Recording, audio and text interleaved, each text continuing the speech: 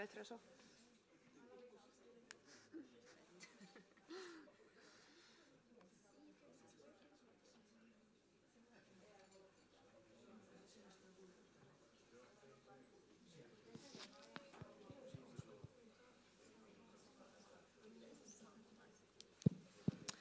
There we go. It's always a bit of science to get the microphones working. So welcome all to this hybrid event. Both all of you have made it here with us in person, and to all who are following via the stream. Where is the global food system heading? Civil society possibilities to affect the sustainability of food system. That's our headline today. It's a very complex and highly important topic for everyone around the world, but perhaps something not very many of us reflect upon when we're grocery shopping. But what we eat and how it is produced is one of the key questions for this planet's survival. But the need for a transition in the global food system is not a very media-sexy topic, it seems. My name is Liselott Lindström. I'm a journalist, and I'll be guiding you through this event today. It's organized by the Finnish development NGOs Fingo in collaboration with the Finnish Agri-Agency for Food and Forest Development, as well as the Finnish Evangelical Lutheran Mission. And just a short word about the program. We'll be starting with the opening remarks, and then the first part of the seminar, including a keynote speech and a panel discussion, then a break, and after that the second part with a keynote and another panel discussion. And you'll be welcome to ask your own questions there in both panels as well. And first, it's my pleasure to welcome the executive directors of two organizations, Mr. Juha-Erkki Mäntyniemi of Fingo and Ms. Tiina Hovio of FFD.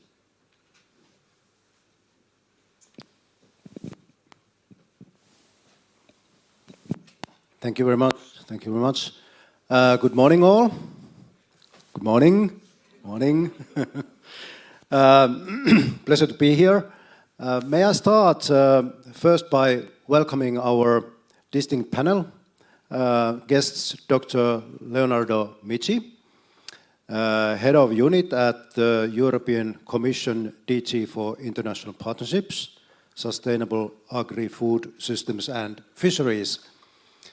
Dr. Stefanos Fouti, Director of the Office of SDGs, Head of UN Food Systems Coordination Hub, Food and Agricultural Organization of the United Nations. Welcome. And Jyrki Niemi, Professor at Luke Natural Resources Institute of Finland. And also Kati Partanen,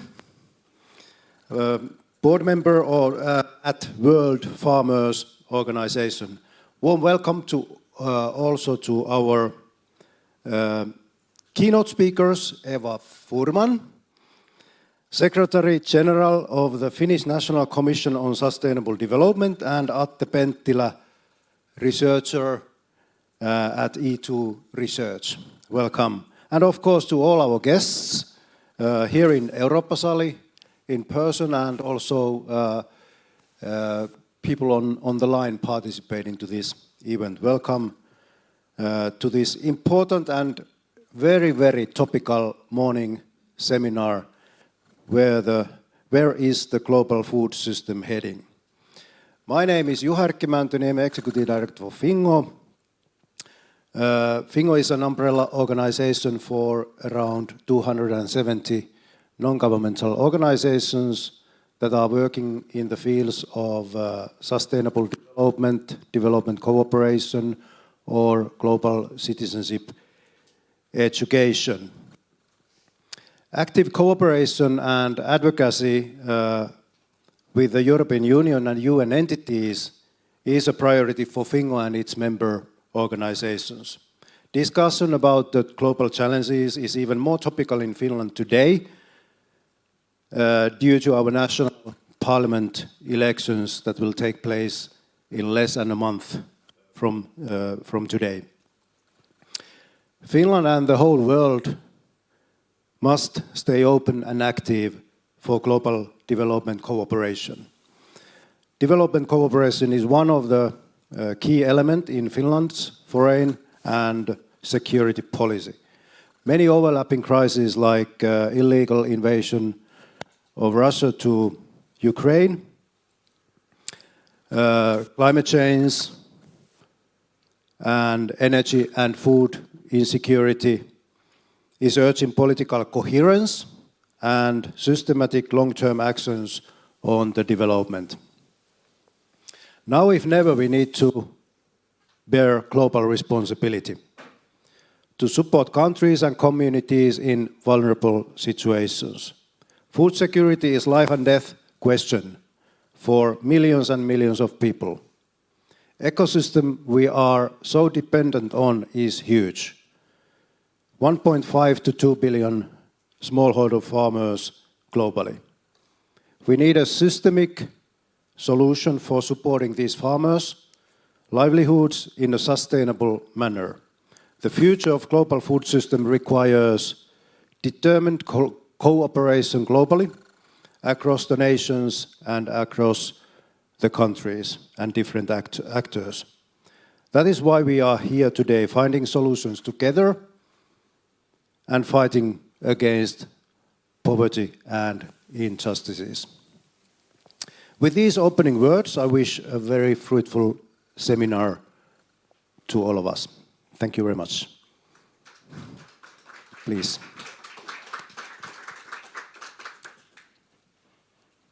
Distinguished speakers, panelists, and the participants, both online and here in this hall. So my name is Tina Hovio. I work for FFD. I've been working 10 years now for this organization supporting farmers and organizations. And I have to say that it's always a pleasure to talk about food and agriculture. It's also very topical to talk about food and agriculture. We know that it has been in the global focus now for recent years. We had a Food System Summit in 2021. In Egypt last year, in the meeting on climate change, it was really one of the key topics. We know the pandemic, climate change, biodiversity loss, and finally the Russian aggression towards Ukraine, all it has demonstrated very tangibly that we need to reassess our food systems, both globally and locally. We in the Western world have gotten so used to abundance and diversity of food. I mean, you can choose between about 35 yogurt when you go to the Finnish supermarket. We consume too many calories and we eat too much animal products. But we know that in the developing countries, it's still not evident to have sufficient and nutritious food for every day. During the recent years, unfortunately, the trend where the food insecurity was diminishing, it has turned upside down. The number of hungry people is increasing again. In 2021, about 30% of the world population couldn't be sure that they can have nutritious food every day. Food security has many dimensions, as we know. It's access to food, availability, cultural, nutritional sustainability, and stability also in time. While at the global level, we can consider that there is at the moment sufficient food to cover all the needs, we also know that the land, soil, and water resources used for food production are under severe pressure. Food production also generates spills to other sectors. It's degrading land, polluting surface water and groundwater resources.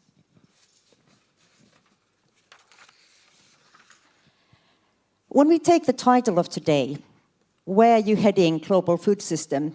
We actually already know where it should be heading. We need to take care of our resources. We need to go towards more sustainable and green food systems. We need to take care of fertile soils, water resources, biodiversity in agriculture and elsewhere. And at the same time, we need to ensure that we leave sufficient space for nature, forests, urbanization, and other land use needs. The actors who are dealing with food systems, they feel the pressure. How to produce more efficiently nutritious food, respond to the market demands, use sustainably natural resources around you, respond to the requirements of traceability, quality, nutrition, social impact, and keep your business running and your family fed. As we all may agree at the general level, what is the direction where to go? What are the steps to be taken? When you take an individual farmer, these steps may appear unreachable or at least very complicated. You may need new knowledge, new approaches, new inputs, new supply chains, more working hours, or your investments direct you to completely different direction. Farm organizations and NGOs are in the critical position to identify and enhance pathways towards green transition that we need. The motivation of farmers for climate action is very high. They are already feeling the changes. They struggle with them.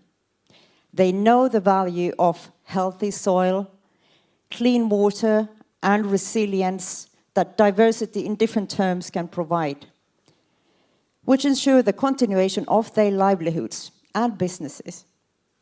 Just transition requires that they are supported in this endeavor. I hope that this seminar allows us to transmit the message that food and agriculture is a very important topic. It's very relevant in the world, people working in the development, and it's important to keep it among our priorities, for example, in development cooperation. I've been working with agriculture and food in this sector, supporting the Global South for more than 25 years.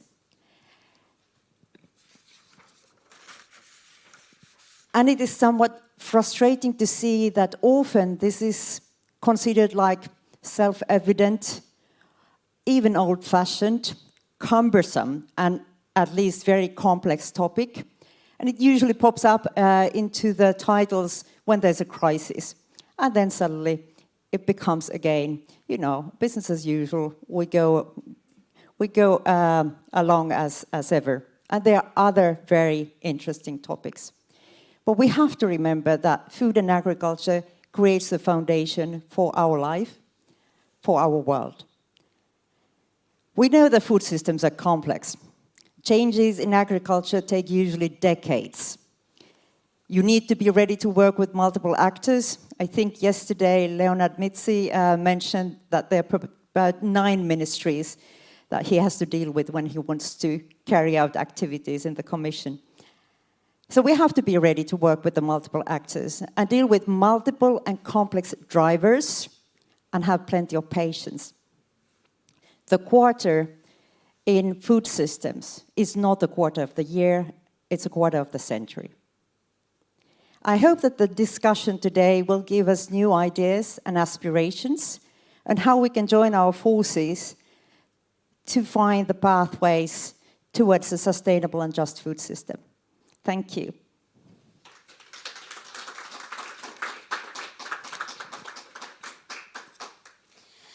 Thank you very much, Tiina and Juha-Erkki. Now we start the first part of this seminar with a keynote speech by Eva Furman, the Secretary-General of the Finnish National Commission on Sustainable Development. Welcome.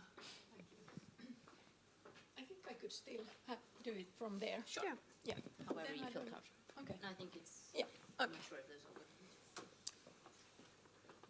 Right. So thank you very much for the invitation. It's a great pleasure to be here. I would like to start with this picture that's so familiar to us. It's only one planet for us, and we have to take very good care of it. And it's really in a state of exploding in many, many ways. And luckily, we also have the Agenda 2030, that is the sustainability compass, agreed by everyone. So it really aims to protect this wonderful planet that we are having. We know it very well. I suppose everyone here in the room and also in the stream are familiar with it. But I like to put the agenda in a different kind of order.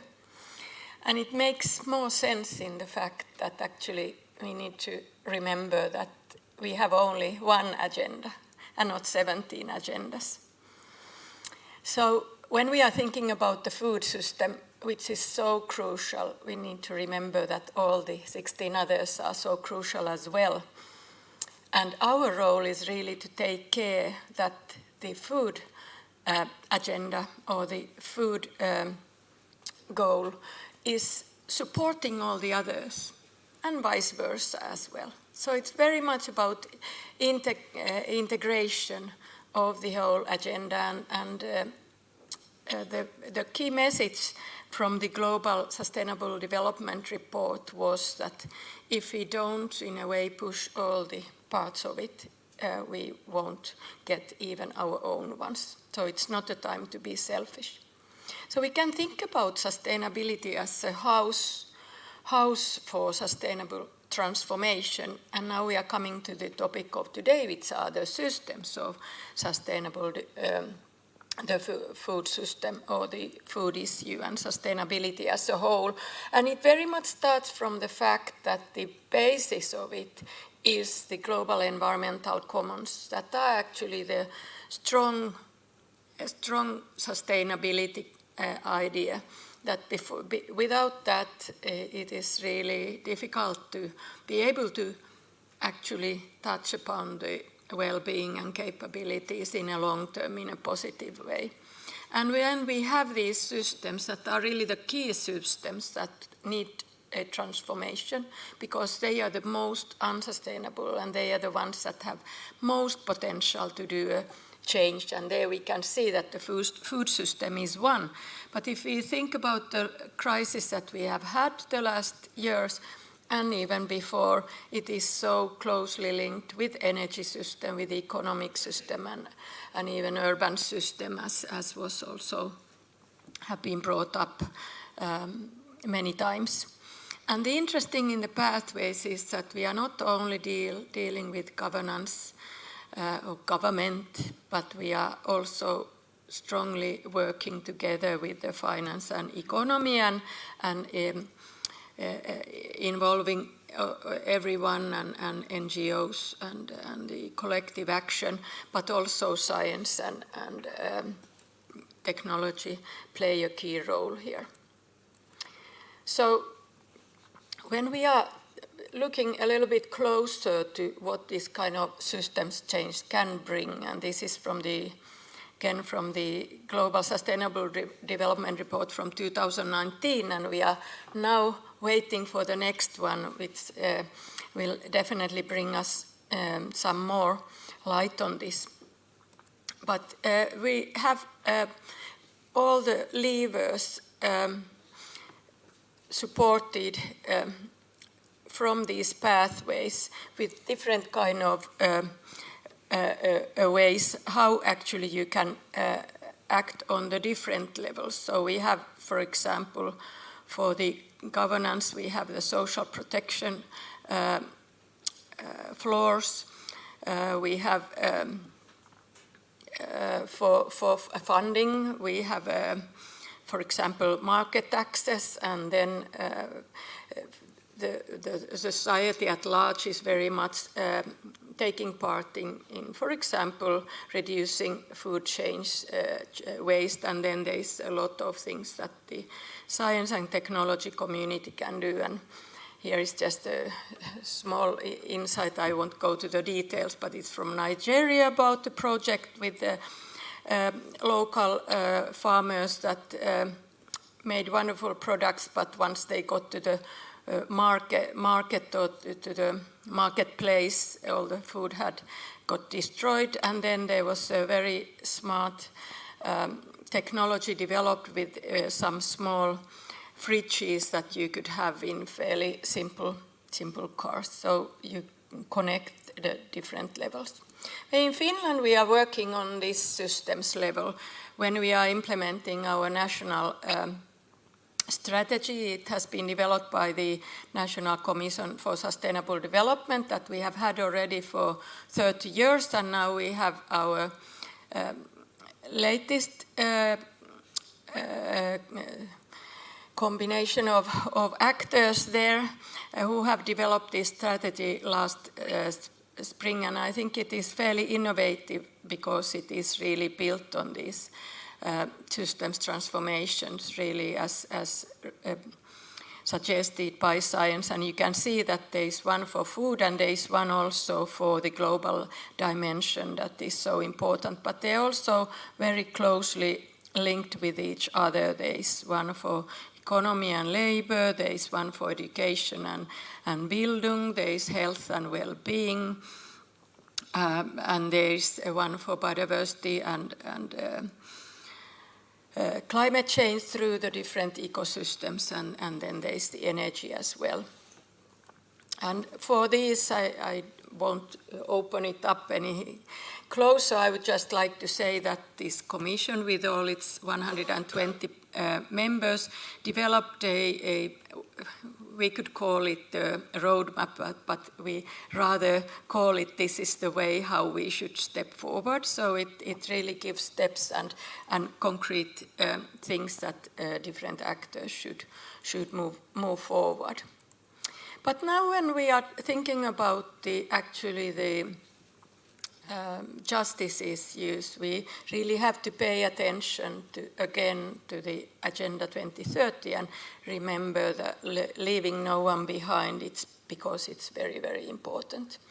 And before I move forward, I would like to say that actually when we are talking about leaving no one behind and we are talking about justice, we are always talking about unfairness. We are talking about us who are living now. But I would say that there are actually two crucial groups that really come much beyond that. One is the other living species. They make sure that we are going to have some kind of food systems in the future.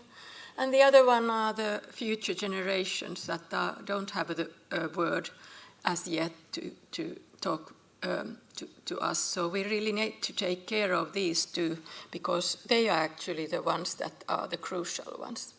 But we have, of course, when we are talking about major transformations that we need to do, we have people that are winners of today, also so horrible to think, but there are many who are really who are winners or getting profit from the crisis and in a way enjoying that. But also when we look at the entire Agenda 2030, we know that there are many countries and many businesses that really depend on the present.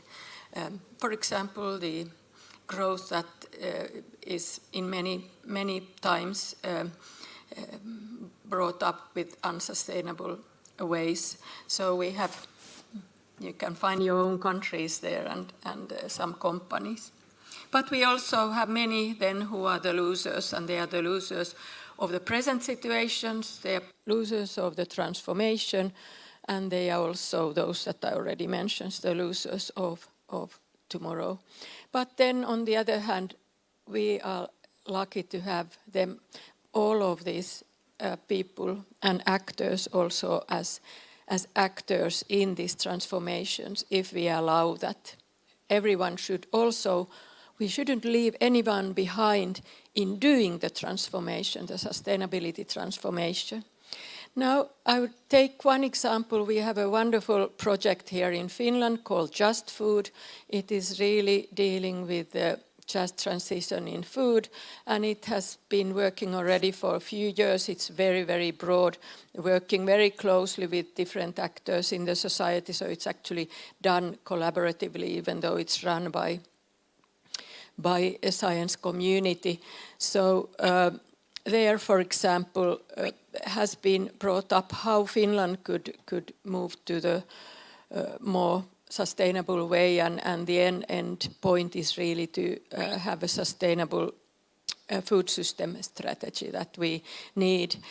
So we have lots of challenges with the emissions, and to be able to reduce these, we need different kind of transition pathways, and It is about encouraging and enabling experimentation especially. But it's also about abandoning the unsustainable modes of operation and then supporting the transition that ensures that everyone stays on board. So the project has also now paid very much attention to the global sustainability. It's working with partners in Brazil and in Switzerland, and the global flows have also been analyzed quite a lot. And when we are having this level of transformation, we need a certain kind of things to look at when we are dealing with sustainability. And it's very much like us asking who will or should bear the costs of reap the fruit of such transitions, and who should have a say in their planning and implementation. And there are two different issues that are really crucial to remember that the scientist brought up. This is about a theme number, if any one of you want to go deeper into it. It's with international authors, not only from this project, but more broadly on justice in food. And so they really wanted to raise the issue that actually it's not only about bearing the costs and reaping the fruits, but it's very much about the challenge for the fundamental values of good life and well-being. And so it is important to address also issues and vulnerabilities like global fairness and relations to distant actors that are far from your own country or from your village, ecological integrity and justice to animals, about sociocultural respect, and about capacity building to make food system actors fit to transition. And the other point is really this power imbalances that is talked also very much in many discussions. And so it's very much paying attention how you take into account others. And actually this equal participation is very often neglected and ignored according to the scientists. So it is not only giving voice to institutions, but who are representing different institutions, how to empower the often invisible and unheard actors, and do we really need some more capacity building maybe also for this respect. And I would like here to raise one issue from science that actually comes from the GSDR-19, where we really realized this fact that sustainability in different ways as everything else really requires science capacity on national and local level. And when we are talking about justice, it's very much about the fact that some villages or some actors, or especially some countries or areas in the world have the capacity to have a dialogue or debate in political level to be able to raise their concerns and their questions that are dealing with the food system, which is not only food, but as we heard before, goes far beyond that. So instead of having a separate kind of science community in the developed countries and the developing countries, we need really to have a common understanding, open science, which is thought in a very broad way. And finally, I want to end into my most, that is closest to my own thinking, is that we often talk about hope. And it's seen as a naive thing. But science also says very strongly that if you don't have a positive image, that doesn't mean a positive future, but a positive image of the future, no one really is going to do anything. It is very difficult to mobilize yourself. So we need in a way to put aside the thinking of the black future and about the rosy future. Both of those. And we really need new kind of knowledge and ways of combining the knowledge and producing it, and transdisciplinary knowledge research which brings everyone on board and kind of enables proper dialogue between people and policy. So there are some hinders that we all know, but we don't know how really, well, we maybe don't know them because they are so underneath. And the first one is that this systems approach is very difficult. It's not so difficult. We know that it's possible. This idea of continuity, that we can do some small changes and then we can again go around with the same way. The world is going to look very different, and I hope that we could make the path a little bit more smooth to our children and those who are not yet born.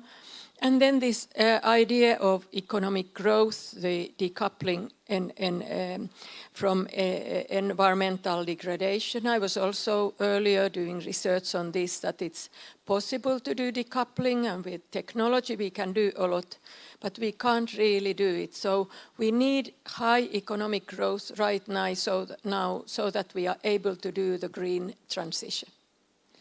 But in the long run, we have to accept the fact that we cannot go on with this economic growth on an absolute level. Maybe some need a bit more of it, some need definitely less. So I close my words with this. Thank you very much.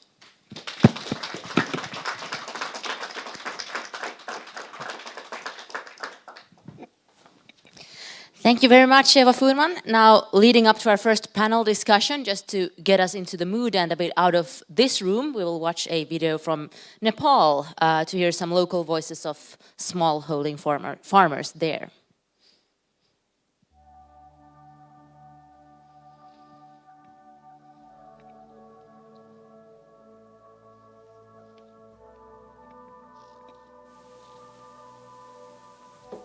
कुनै समयमा खडेरी पर्नु, कुनै समयमा धेरै पानी पर्नु, कुनै समयमा पानी नै नपर्नु, यस्तो अलिअलि पानी पर्नु, त्यो कारणले हाम्रो खेती किसानीहरुमा कुनै बेला राम्रो फल्छ, कुनै बेला नराम्रो पनि हुन सक्छ, क्षति पुग्न सक्छ र जलवायु परिवर्तनकै कारणले त्यस्तो हुने।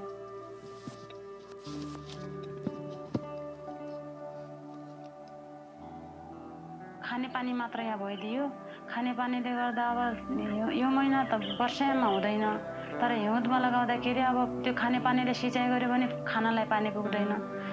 हामीले यो कृषि खेती गर्दाखेरि अब आफ्नै तरिकाले, जुन तरिकाले सिकेका थियौं, आफ्नै तरिकाले गरेका छौं, त्यसमा कुनै तालिमहरु पनि पाएका थिएनौं र त्यसको लागि हामीले अब सिँचाइको व्यवस्था सहित तालिमहरु पनि जस्तै काउलीहरु लगाउने तरिका, तिनीहरुको दूरी, टमाटरहरु लगाउने अनि तिनीहरुको पात काट्नु पर्छ भन्ने हामीले त्यति थाहा छैन र त्यसको बारेमा अलि तालिमहरु भयो भने हाम्रो यो पुरै गाउँ नै कृषिमा आधारित हुने थियो भन्ने एउटा नमुना नै बन्ने थियो भन्ने मेरो सोच छ। हाम्रो यस समूहमा जब लिबर्टको सक्षम परियोजना भित्रियो र त्यो सक्षम परियोजना हाम्रो समूहमा प्रवेश गर्ने बित्तिकै हामीले विभिन्न सुझाव सल्लाहका साथ बिउ बिजनहरु, डाली घाँसहरु अनि भकारो सुधारको यस्ता कार्यक्रमहरु त पायौं, तर अझै पनि एक सक्षम परियोजनाले फिल्म नेपालको आर्थिक सहयोगमा जुन कार्य गरिरहेको छ त्यसबाट हामीलाई एउटा जलमैत्री वातावरणको आधारमा यो गाउँमा नै कार्य गरिदिएको भए सम्पूर्ण किसानहरु सक्षम हुने थिए। म लगायत मेरो गाउँका सम्पूर्ण बासिन्दा नै आफ्नो जीविकोपार्जन गर्नमा सफल हुने थिए भन्ने लागेको छ। त्यस्तै आशा बोकेका छौं। हामीले सक्षम परियोजनाले सञ्चालन गरेको घर बगैँचाको तालिमबाट मैले सिकेको कुरा म भन्न चाहन्छु र मैले के सिक्यो भने घर बगैँचा हामी कृषकहरुलाई आवश्यक पर्ने रहेछ र हामीले आफ्नै घर बगैँचा यदि बनाउन सक्यौं भने हामीले बाहिर विभिन्न ठाउँबाट आएका फलफुलहरु, तरकारीहरु, अन्नहरु, दूध, दही, माछा, मासु जे भए पनि आफ्नै घर वरिपरि नै पाउने रहेछौँ र हाम्रो वातावरण पनि स्वच्छ हुने रहेछ भन्ने बुझी त्यहाँ बनाएको जुन हामीले एउटा नक्साङ्कन गरेका थियौँ त्यो नक्साङ्कनबाट सबै पढ्न लेख्न नजान्ने दिदीबहिनीहरू पनि बुझ्ने रहेछन् र यो तरिकाले गर्नुपर्ने रहेछ भन्ने बुझ्यौँ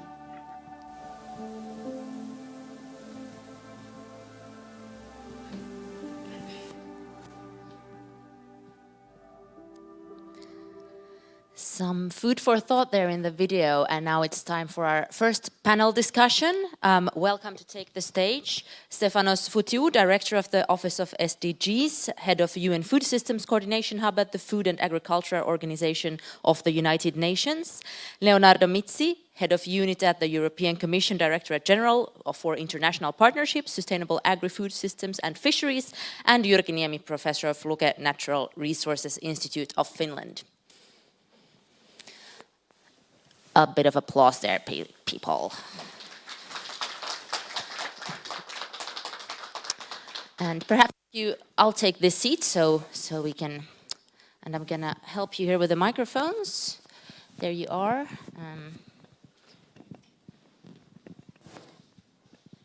Few seconds for them to wake up.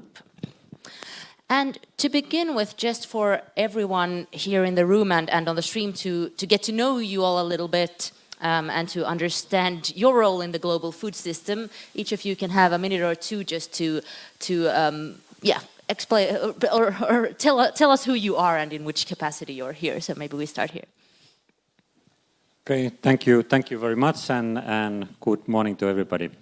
So my name is Jyrki Niemi. I'm a research professor at the Natural Resources Institute Finland, Luke briefly, what we say in Finland.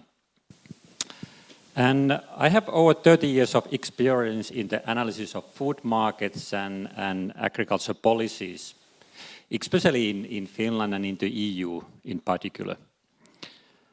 Of course, I have also followed the situation in the world food markets in terms of production and consumption and prices, and also trade policies, including World Trade Organization, WTO, and so on.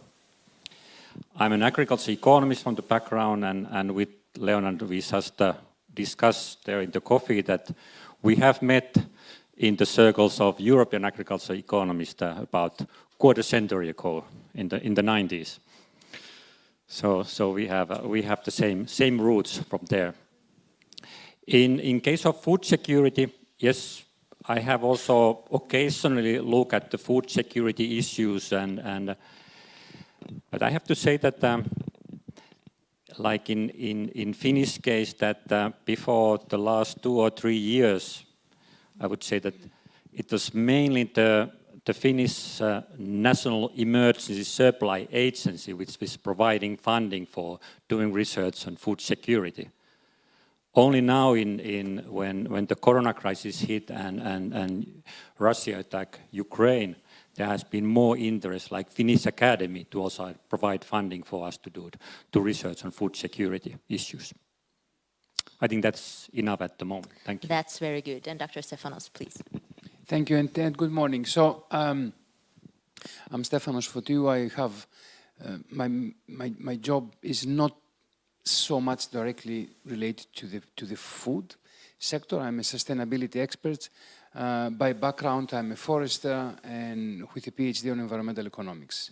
What I do, I'm the director of the FAO Office on Sustainable Development Goals, and because of this role, I'm also the director of the UN Food System Coordination Hub. What the hub is doing, I think Tina mentioned the Food System Summit of 2021.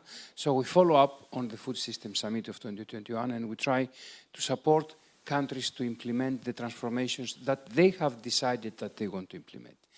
Now we do this by having on the back of our mind the 2030 agenda. I was very pleased when Eva showed this architecture of the 2030 agenda with the different cycles of the goals, because this is what we try to pass as a message to the countries. You can't see the goals as 17 separate boxes.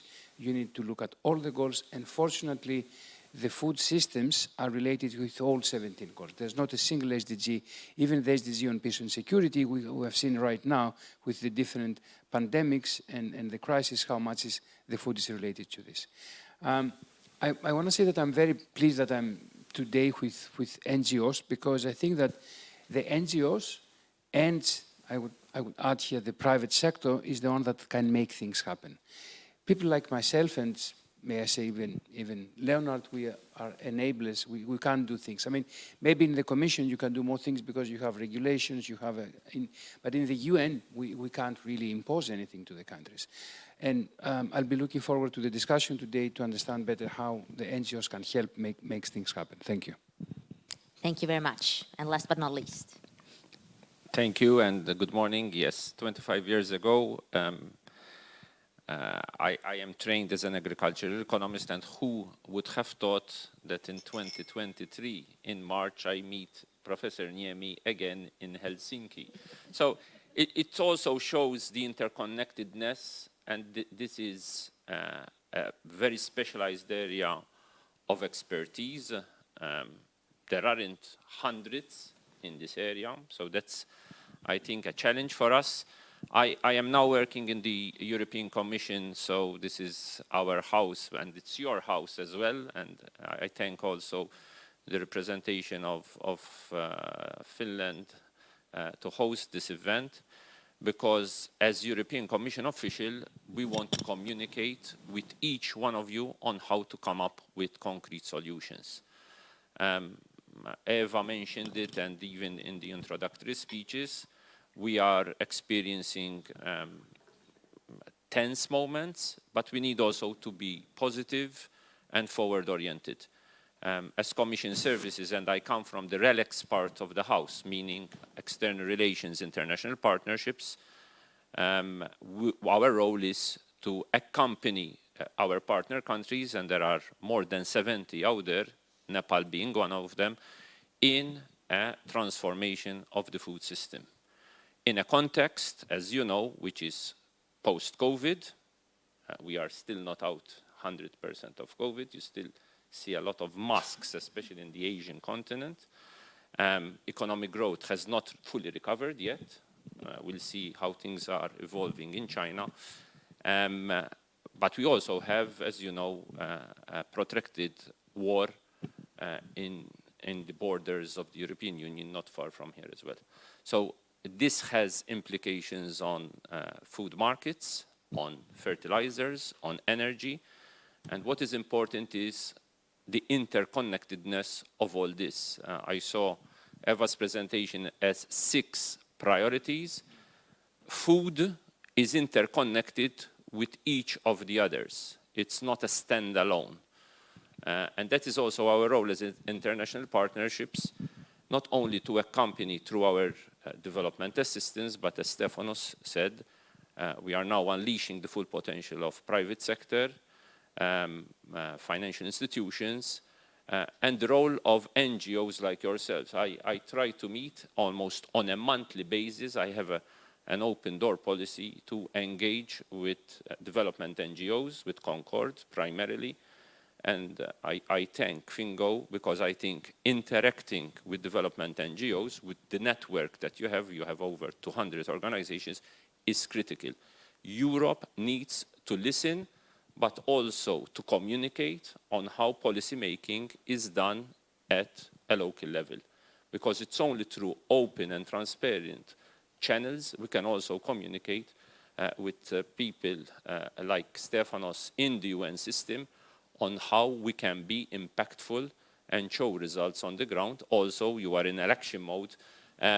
Also to the taxpayers, because I think this is important. We are not just spending money for the sake of spending money, but it should be also win-win, also for taxpayers in the European context, but also for the benefit of the most vulnerable across the globe.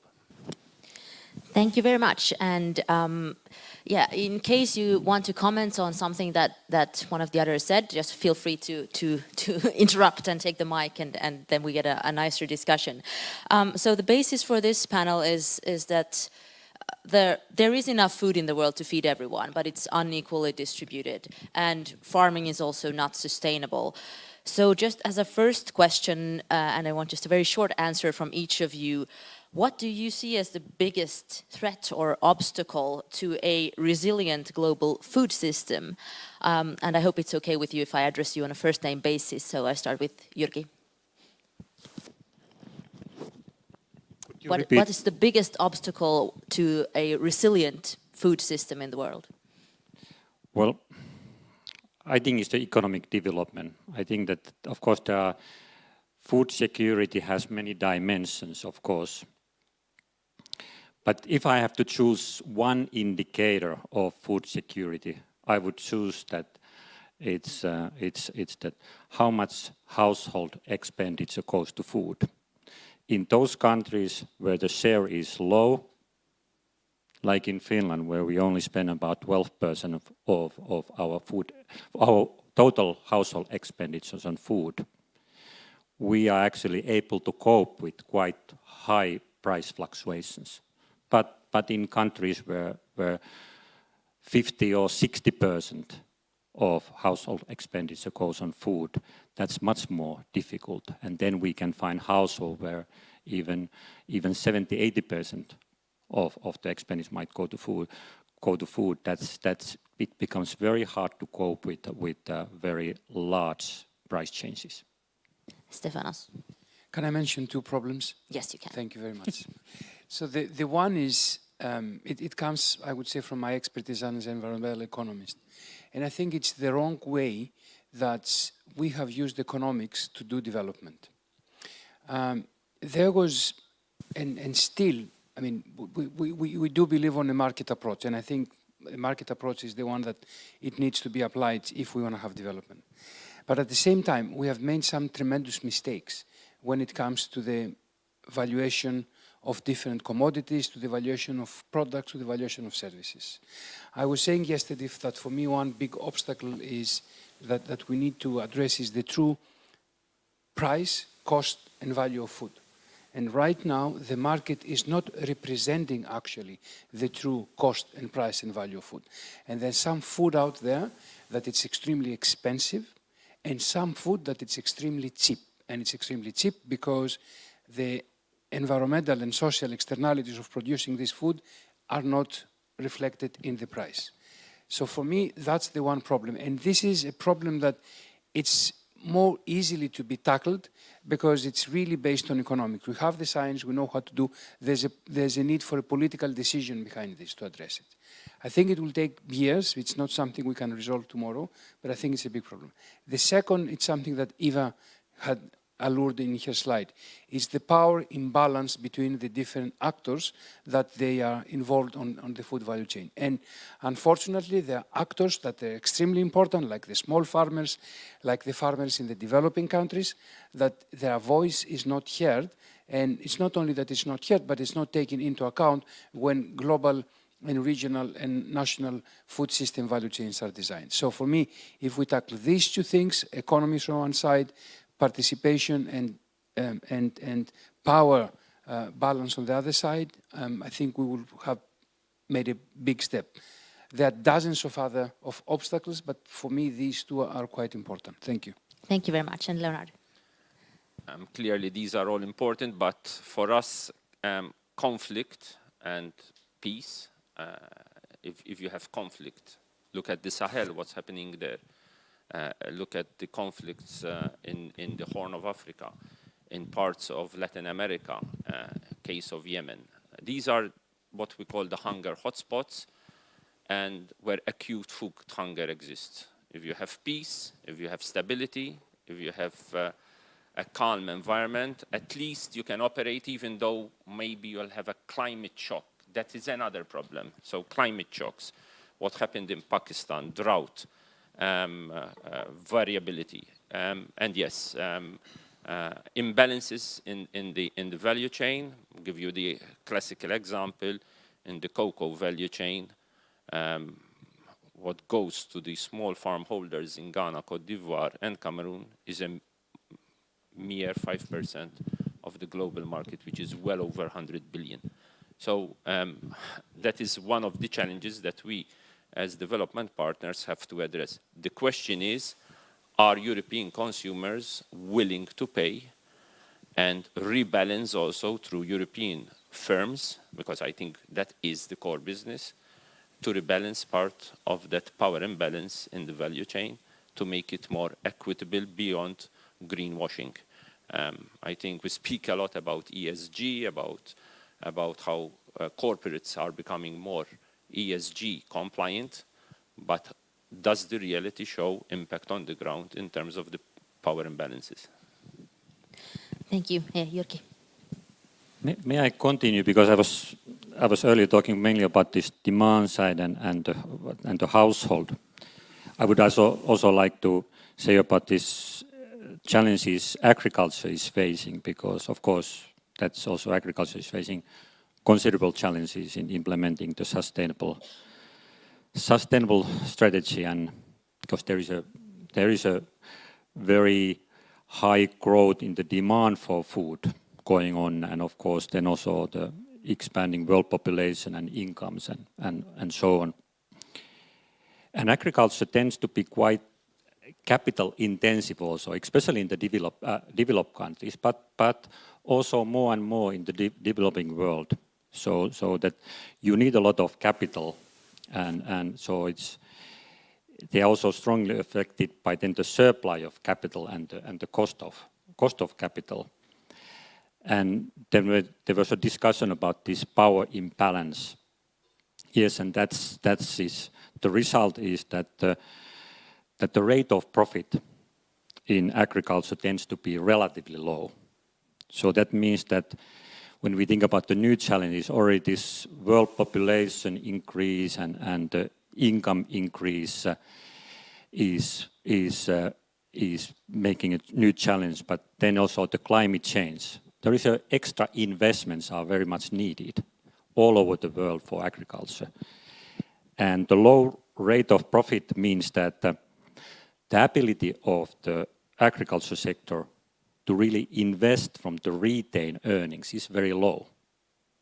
So it's very hard to see that the food producers, the agriculture producers are able to really make the investment in a current economic situation.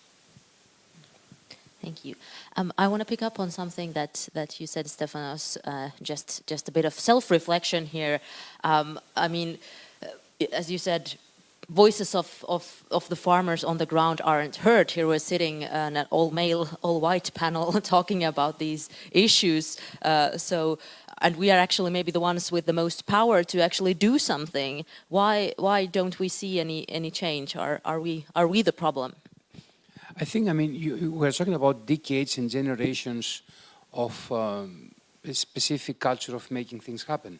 Decades of generations of development planning. I mean, if we just go back just to the Second World War and what happened after the Second World War and how the world was restructured, it was really designed by white men on black suits in big cities, you know, in Washington, in London, in the cities. So you have a development paradigm that has developed through this pattern. It's difficult to get off this, and because there's a lot of inertia. So in the inertia, which is a physics explanation of why we don't change, is what's happening also with the food systems and with the sustainability. I think the only thing we can do is to, with trial and error, to try to change this thing. Yes, I think we have gone, at least in Europe, a lot of steps when it comes to women empowerment. We are still not there. We have gone a lot of steps when it comes to the non-state actors' empowerment. And it's a gradual process. You cannot switch a button and from one day to the other you change everything. So processes like this, for example, they are helping us. What is something that can accelerate things? Prices. If we get the prices right, I think we can accelerate things. If we make sure that healthy and nutritious food is valued and it's affordable and it's accessible, and at the same time food products that are harming are more pricey, more costly, and they cannot come to the consumers so easy, maybe this will help us a lot. And what could be done to It's called regulation. So I have an example. 25 years ago, we understood that the tobacco industry is killing people. And there was a lot of effort. And this effort came with many tools. One was the price tools, yeah? Cigarettes became extremely expensive. The second was education, advocacy to the youth that they don't... When I was a teenager, it was fashionable to smoke. The children of my friend today, they say, no, it's not fashionable to smoke. It was also it was also choice editing. You cannot see tobacco advertisement today. It's banned. It's banned from everywhere. So these tools could be applied to junk food. They could be applied to sugar, make junk food more expensive, have choice editing, and don't present the people that they eat junk food as being fashionable, and have advocacy to the youth that it's better to eat a fruit and a vegetable than a junk food. And I have another example. It's a transformation, it's an unfortunate transformation I've seen in front of my eyes. I was working for many years in Thailand. When I went there the very first time for a business trip actually in 2005, I saw the school children, when they were doing their break, their snack was a banana or some pineapple or some local food.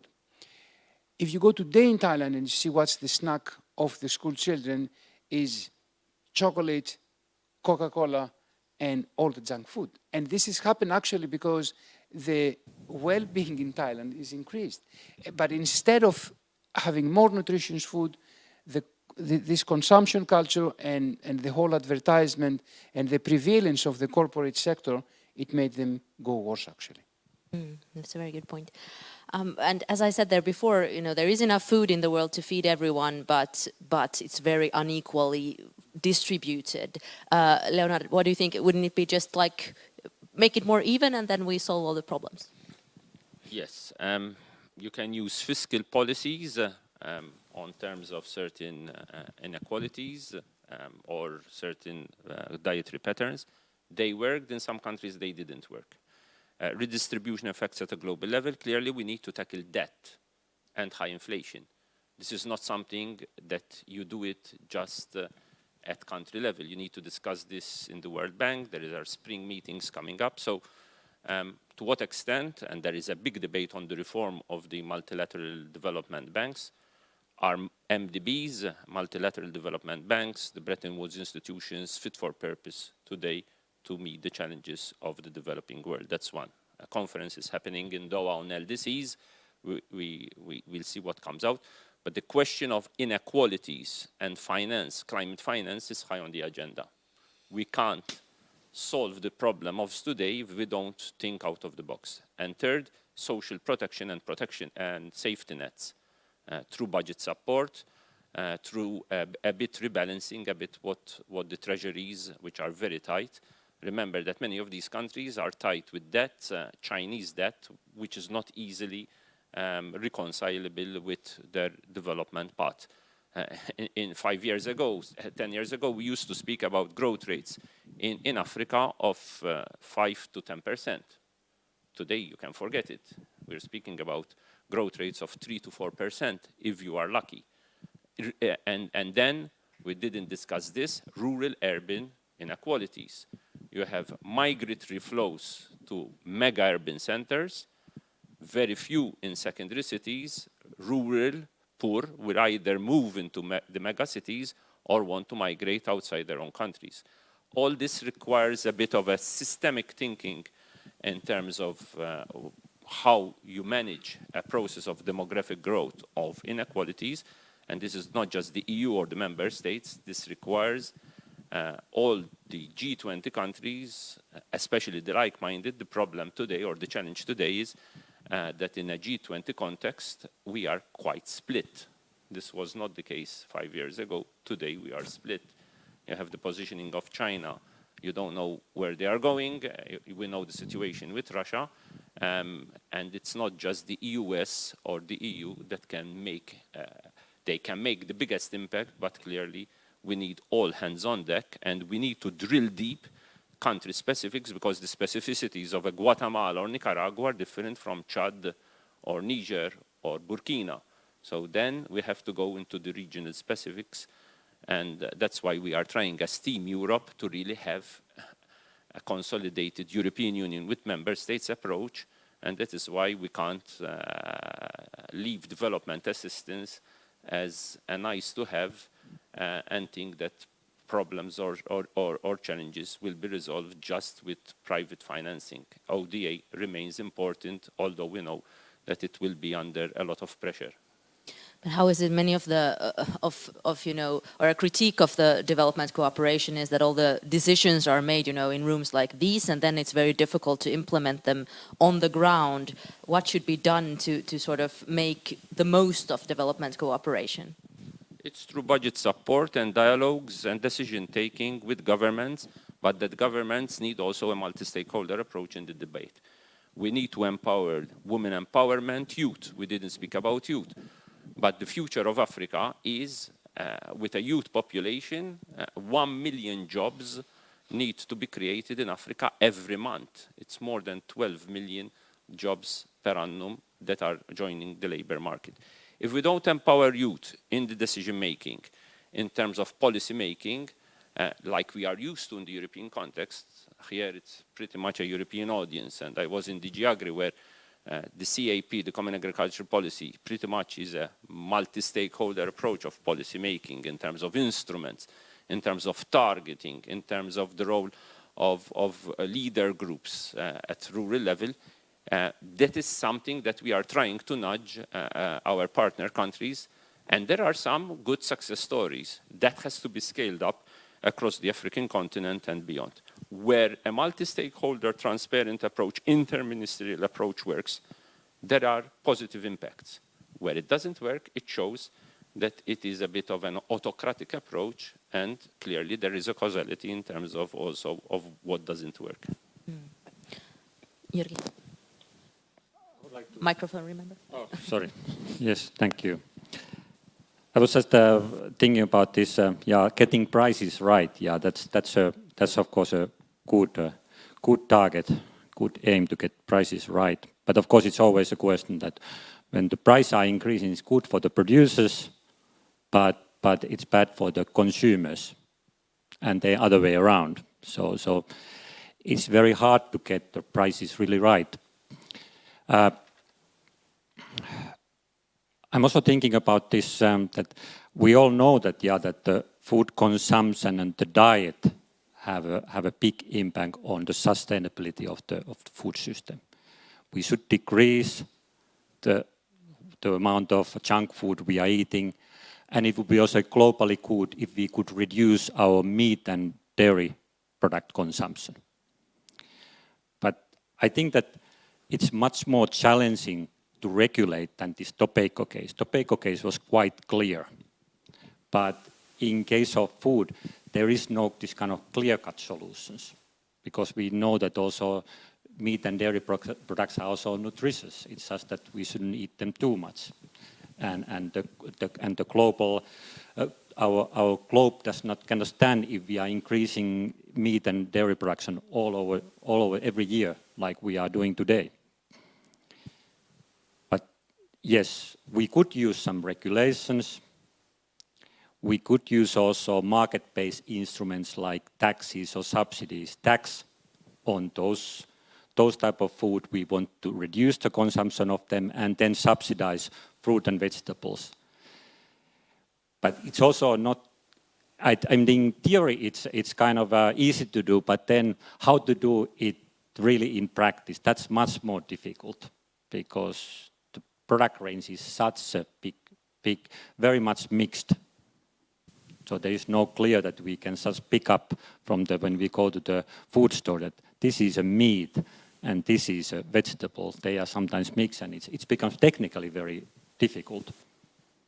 And also that the research are showing that we need quite a high taxes on food in order to change the habit of the people. That's also another thing. And then it's that how politically realistic it is to kind of increase increase like taxes on certain food products a lot, that becomes very difficult issue.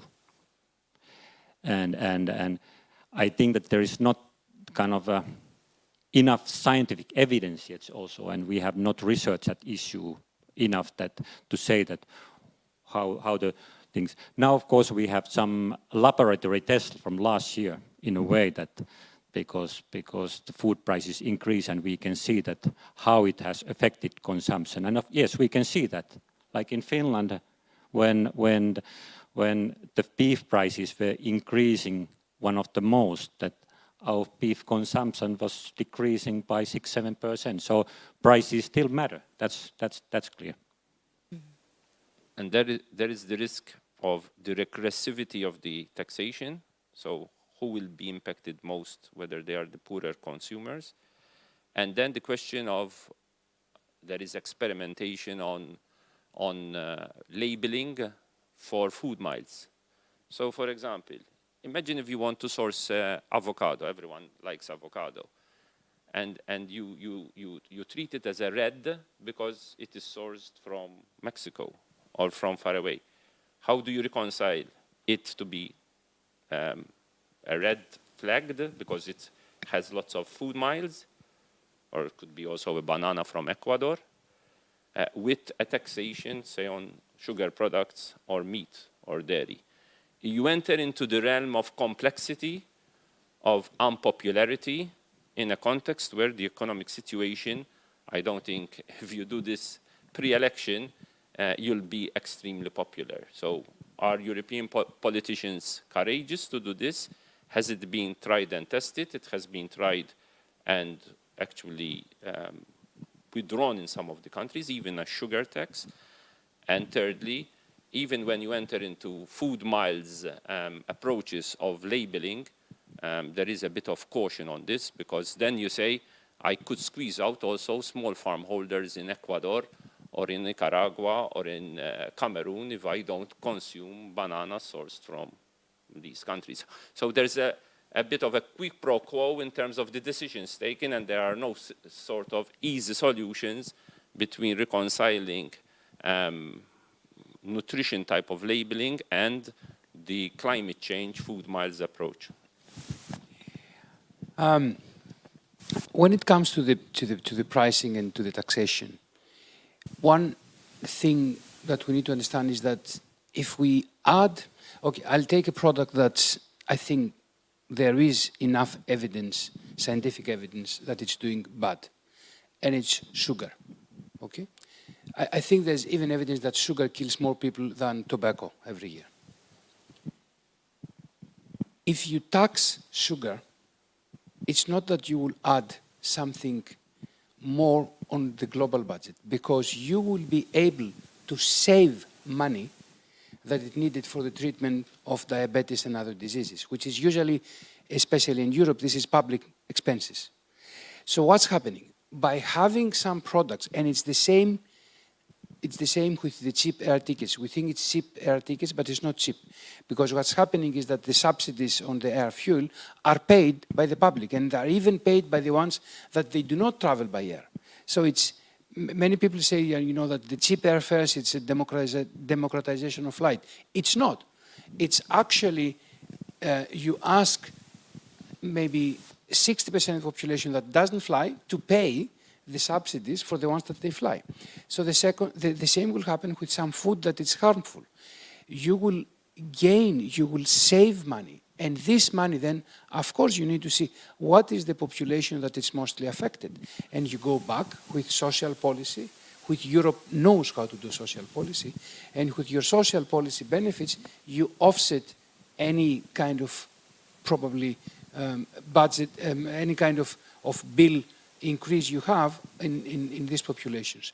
And it's not only about the single price, it's about pricing sometimes the level of consumption. Yes, I mean, can we ban sugar? No, we cannot ban sugar, and it's not normal to ban sugar. But doctors and dietitians can tell us what is the amount, and they have told us, yeah, that this is the amount of carbs that you should take every day. So let's start from another point of view, not from the price, but instead of looking only at the calorific value of food, to look at the nutritional value of food. So not only how much calories we will gain, the 2,000 calories that we need every day, but what is the composition of these calories. Yes, Jyrki. Yes, I agree with my colleague. It's also this sugar tax, but it's in Finland we actually were trying to introduce sugar tax. So there was a working group a few years ago to think about that issue, but finally it was not imposed because it was technically very hard to impose, in fact, because the question is, of course, do you tax sugar? Then you also tax sugar in fruits and vegetables. Okay, do you tax added sugar? Yes, that could be possible. Then it's also, how do you treat the artificial sweeteners, which are not also healthy? That will be another question. Or do they get an advantage over the sugar if you don't tax the artificial sweetener? So it became so complicated, kind of, and then it was calculated. It's also increased the cost at the small and medium-sized companies so much that it does not really make sense. That was the final kind of the decision then of that working group. So it's not easy. But I would go further because, of course, also if we think about sustainability and issues like that, yeah, we should be able to internalize the cost of the environmental damage created by agricultural production. That's kind of the thing,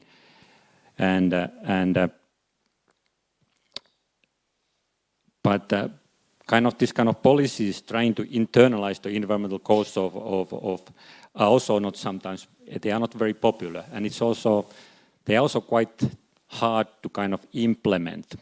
It's like let's say that if we know very well we could tax and use the taxes to address the emissions generated by agriculture.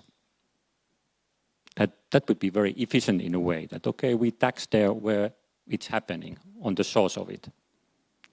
But actually at the moment, even in the developed world, we don't have the kind of the measurement at the farm level to get to know that what are the exact greenhouse gas emissions per farm. So that's why, like in the EU policy, we then use this, that we subsidize farmers who commit of doing certain things, certain measures we know that which are good for the climate. But we are not able to base our policy of that, have this kind of result-based policy that we base from the results. We actually we are paying for the actions. So, and I think it's even more difficult when we go outside Europe to really do that we could really internalize the cost of environmental damage by agricultural production.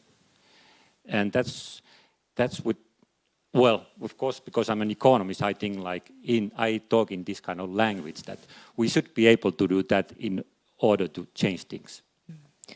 Very interesting thoughts about the pricing here. We're running out of time soon. I'm gonna take a little bit from the break. I'm sorry, guys. To continue this discussion, I wanna shift focus a little bit. One thing we haven't really talked about that is crucial for this is land use. And for instance, I used to live in Kenya for a couple of years, and there it was, you could just see it with your own eyes that population was growing, forests were cut to make space for more farmland, and at the same time people are still going hungry. So what could be done to sort of make sure that land is used more sustainably so that forests aren't cut, because forests are so important to stop climate change? Free thoughts on this. So first of all, again, regulation. We have now the deforestation free value chain proposal, which is now cleared by all the institutions of the European Union.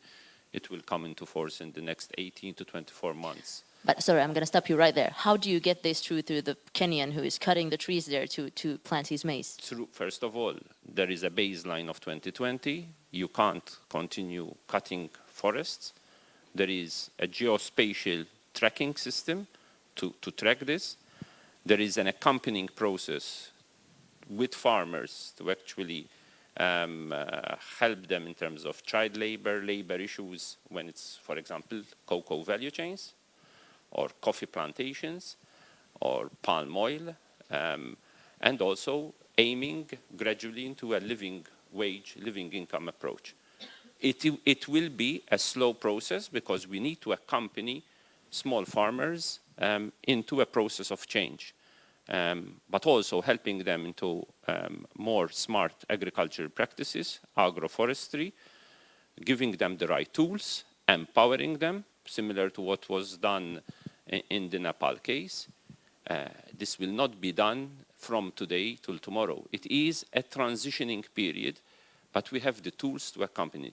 The question is, how do you enhance the dialogue, including with European consumers, on a willingness to pay, with a tracking system that consumers are willing to pay, even a marginal cost, for deforestation-free commodities. And we know that the component of cocoa in a chocolate bar is a very low component of that price. So that is not only a question of European consumers ready to pay, but also, most important, that the price that farmers get for a deforestation-free product is actually viable, makes them willing not to cut and to look into biodiversity. Clearly, and I see a lot of colleagues maybe also online in the agriculture research area, we also want to use the biodiversity and climate discussion as part of what small farmers can benefit in terms of ecosystem services. That evidence needs also to be scaled up from economists, scientists, about how to transmit the benefits of ecosystem services to small farm holders. Until now, most of the benefits accrue to middle or commercial farms, less so to small marginal farms. If we can also communicate how climate finance can also support through carbon sequestration, carbon credits, carbon credit markets, also small farmers, that could also be part of the solution in terms of more sustainable practices of small operators in farming communities. The other area is fertilizer use, weaning them out of highly dependent chemical fertilizers into more organic and agroecological practices, which will reduce also their indebtedness. You take all of the elements that Leonard described and you put it also on a rural territorial planning process, which is going to be also a long process, but you put things there. I think it's extremely important to look at the issue of women ownership of land, because something that it's a global thing is that while women are usually working on agricultural land, they don't own the land. And there is also evidence that, excuse me, when women manage small lands, they do it in a more sustainable way because they have this instinct that they need to preserve it for the future. And at the same time, because we have the tools, we have the satellites, we can track everything, we can also estimate what is the actual land that it's needed to produce the calories that they will be needed for the community. There's a hint also. You apply the same rules, so you say, okay, I need to calculate, I need to, for not only for the small owners, but for the corporations that they would like to take land there. And for me, this is the crucial thing. It's not so much, you can stop the small holder of chopping down trees. But the problem is how you stop the corporation that takes a license from the government to chop down thousands, hundreds of thousands of hectares. Great. Do we have any questions from the audience in the stream or over here? There's also time after the next, or is there one? Yes. Sure. So thank you. This question is not from the streaming, but in Finland we commissioned a study last year, or was it the year before, on the impacts of the of EU policies and the tightening of sustainability requirements in agriculture in Eastern Africa. We were looking at some case countries. And I'd like to pick up on this discussion on labeling and certifications. And we know, and this we've been talking about the taxation regulation, but then also this information side on how to get the signals on what is sustainable through to products through labeling. And so on, and we know it's a jungle and it's difficult to orient ourselves in that. And now with tightening EU or the EU transformation in policy is tightening the criteria, and this is posing problems to small-scale local farmers, and actually might impede sustainable innovations on the ground. Small-scale farmers, innovations from actually reaching through to those information systems. So we know that it's very hard, it's difficult, it's extremely expensive to get those certifications. So my question is, what is the latest thinking around this on how to, especially we're talking about carbon intensity, but also other values like biodiversity. How do we better get that signal through in a way that doesn't exclude smallholder farmers in developing countries? And everyone can answer about short answers. I don't know what was the specific regulation in Eastern Africa. Is it linked to pesticides, to maximum residual levels?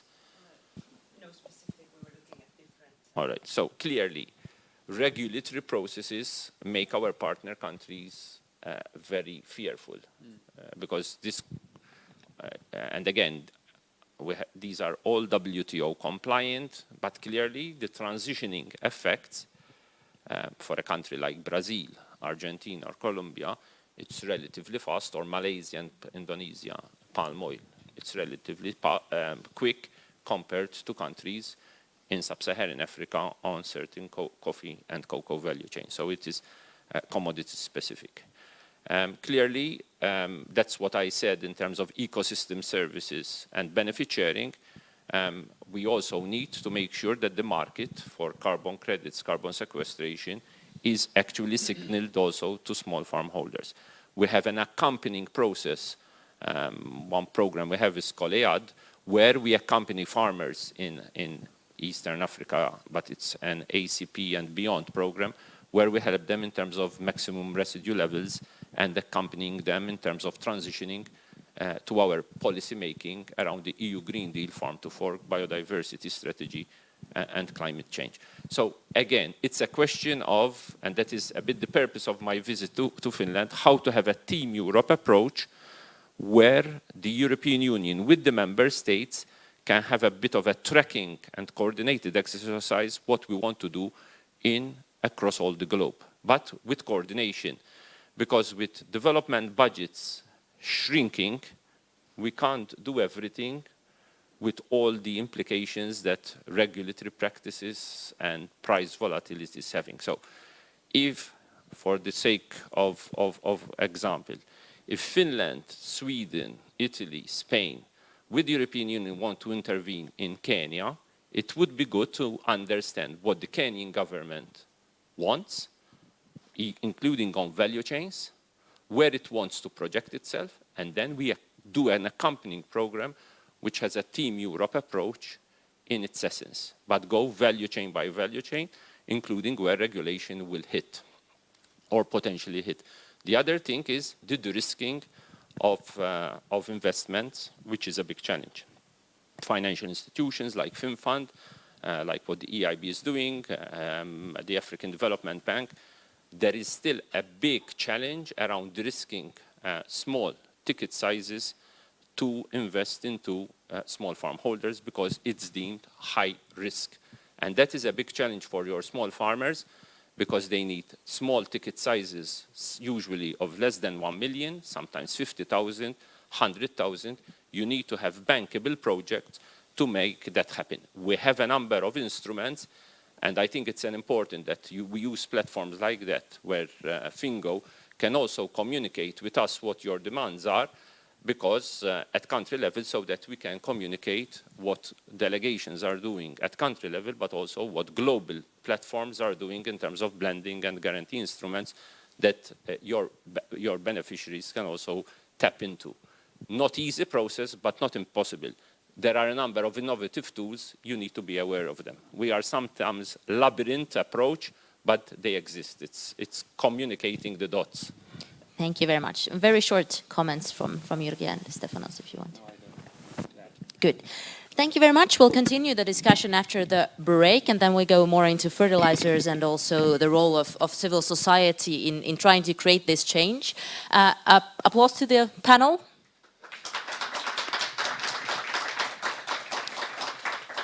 And we'll continue about 1:15, so you have plenty of time to refill your coffee cups.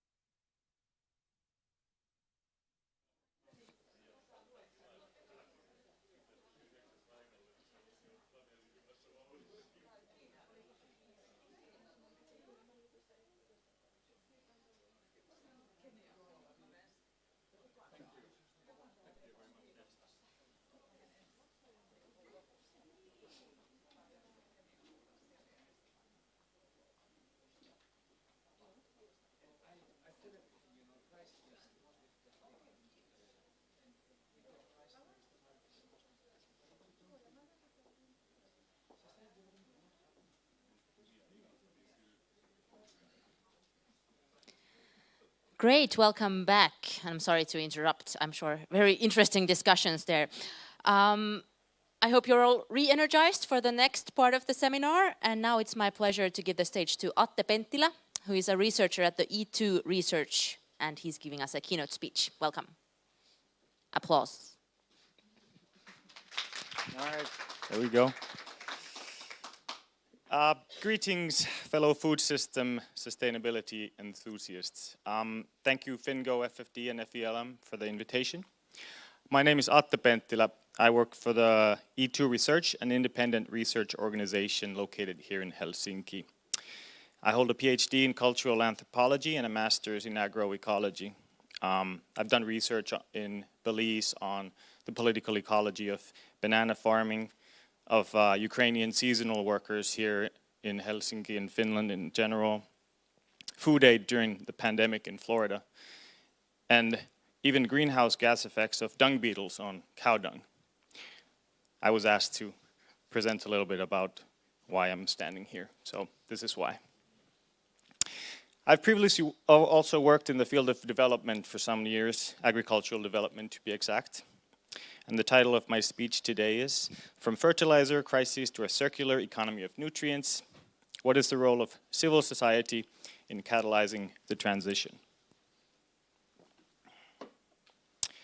The fertilizer crisis, in plural, is not a singular event that has occurred. In this speech, I will present 3 examples of fertilizer dependency, tying in global geopolitics and environmental impacts, among others, as the crises. I will then offer possible solutions that have emerged as responses to those crises. As we know, fertilizers are generally made up of the 3-letter combination NP and K, standing for nitrogen, phosphorus, and potassium. There are other nutrients and micronutrients in them as well, but mostly it is the 3 letters that we worry about on a larger scale. And even a third one, potassium, is often forgotten from discussions, maybe due to having a lesser direct impact on the environment or not being a limiting factor on the growth of crops. On the other hand, the first 2 letters, N and P, nitrogen and phosphorus, or phosphate, have received a substantial amount of attention. The Green Revolution, or the Third Agricultural Revolution, starting from the roughly 60s, relied on these chemicals for much of the growth, although other technologies became available during those times as well. I mention this specifically because what we now title the green transition is at least partly going in a different direction. It is definitely a different shade of green. In May 1980, during the Cold War, a 200-meter freighter, a big boat, heading to my former hometown, Tampa, Florida, crashed into the supports of a 50-meter-high skyway bridge in Tampa Bay, causing the bridge to collapse. Trucks, cars, and a Greyhound bus fell into the sea. 35 people died that day. The boat was going to Tampa to collect a load of phosphate to be transported across the oceans. Florida at that time, you see, had the largest known phosphate deposits in the world. If you knock your teeth, you'll most likely come in contact with Florida phosphate. Really. In the article, The Hammer, the Sickle, and the Phosphate Rock, historian Brad Massey elaborates on how Florida phosphate made its way around the globe during the Cold War. Although the US had a trade embargo against the Soviet Union, grains and phosphate from that same port in Tampa still flowed in large quantities. Not without opposition, I should add, but lobbyists and corporate will triumph. What is of interest is also that the Soviet freighters that came into Tampa twice a week to collect phosphate brought something along with them, anhydrous ammonia, an efficient source of nitrogen fertilizer and used in the Florida phosphate industry as well. In addition to the geopolitical side of things, phosphate production from mining onwards has devastated the natural environment in Florida, for example, by causing eutrophication, among other things. In Finland, we know of similar situations on our waterways, both historical and present. Why I took us on this little journey of Cold War Florida is because it underlines the importance of fertilizers on a global scale, and it shows us the dependencies that we have chosen to follow. I say chosen deliberately in this moment in time where we see similar dynamics occurring. By now, we have heard how the Russian invasion of Ukraine has influenced fertilizer prices in several countries. This is due to Russia having the largest natural gas reserves on the planet. Nitrogen fertilizer is made with and by natural gas. It is both a fuel and a raw material in a process that causes a major release of greenhouse gases. The application, the use on the fields of the nitrogen fertilizers then increases those releases significantly. So when the trade embargoes went into effect, the flow of natural gas was at least partly halted. We know that not completely by any means. When talking to farmers in Finland about crisis management, inputs such as fertilizers are often discussed, and the Russian invasion has yet again underlined the dependencies within our food systems. Fertilizer prices soared after the invasion. When there is an embargo, materials do not flow. Farmers on the front lines bear the brunt of the force. Currently, though, fertilizer prices seem to be decreasing again, at least here in Finland. These two seemingly disconnected cases from Cold War Florida and Russian invasion, both in time and space, provide a backdrop of large-scale dependencies and environmental challenges for the strive towards a more circular nutrient economy, one that is driven by the civil society. In my previous research, I looked at farmers' organizations in the Global South and development actors' responses to the COVID-19 pandemic. When the pandemic hit, it caused devastating effects on food and agricultural systems around the planet. It became clear that farmers are frontline workers. In the world of development cooperation, it is often recommended that farmers unite into farmers' organizations, which are member-based organizations that collaborate together and follow the power in numbers idea. Finns in the audience will recognize the same idea as applied in the cooperative movement in the Finnish agricultural and forestry history. Being member-based, farmers' organizations can be understood as part of civil society, but additionally they can be supported and strengthened by civil society actors such as NGOs and other development actors. During the pandemic, it became clear that farmers' organizations were witnessing a variety of effects caused by the pandemic, from direct health threats to economic distress.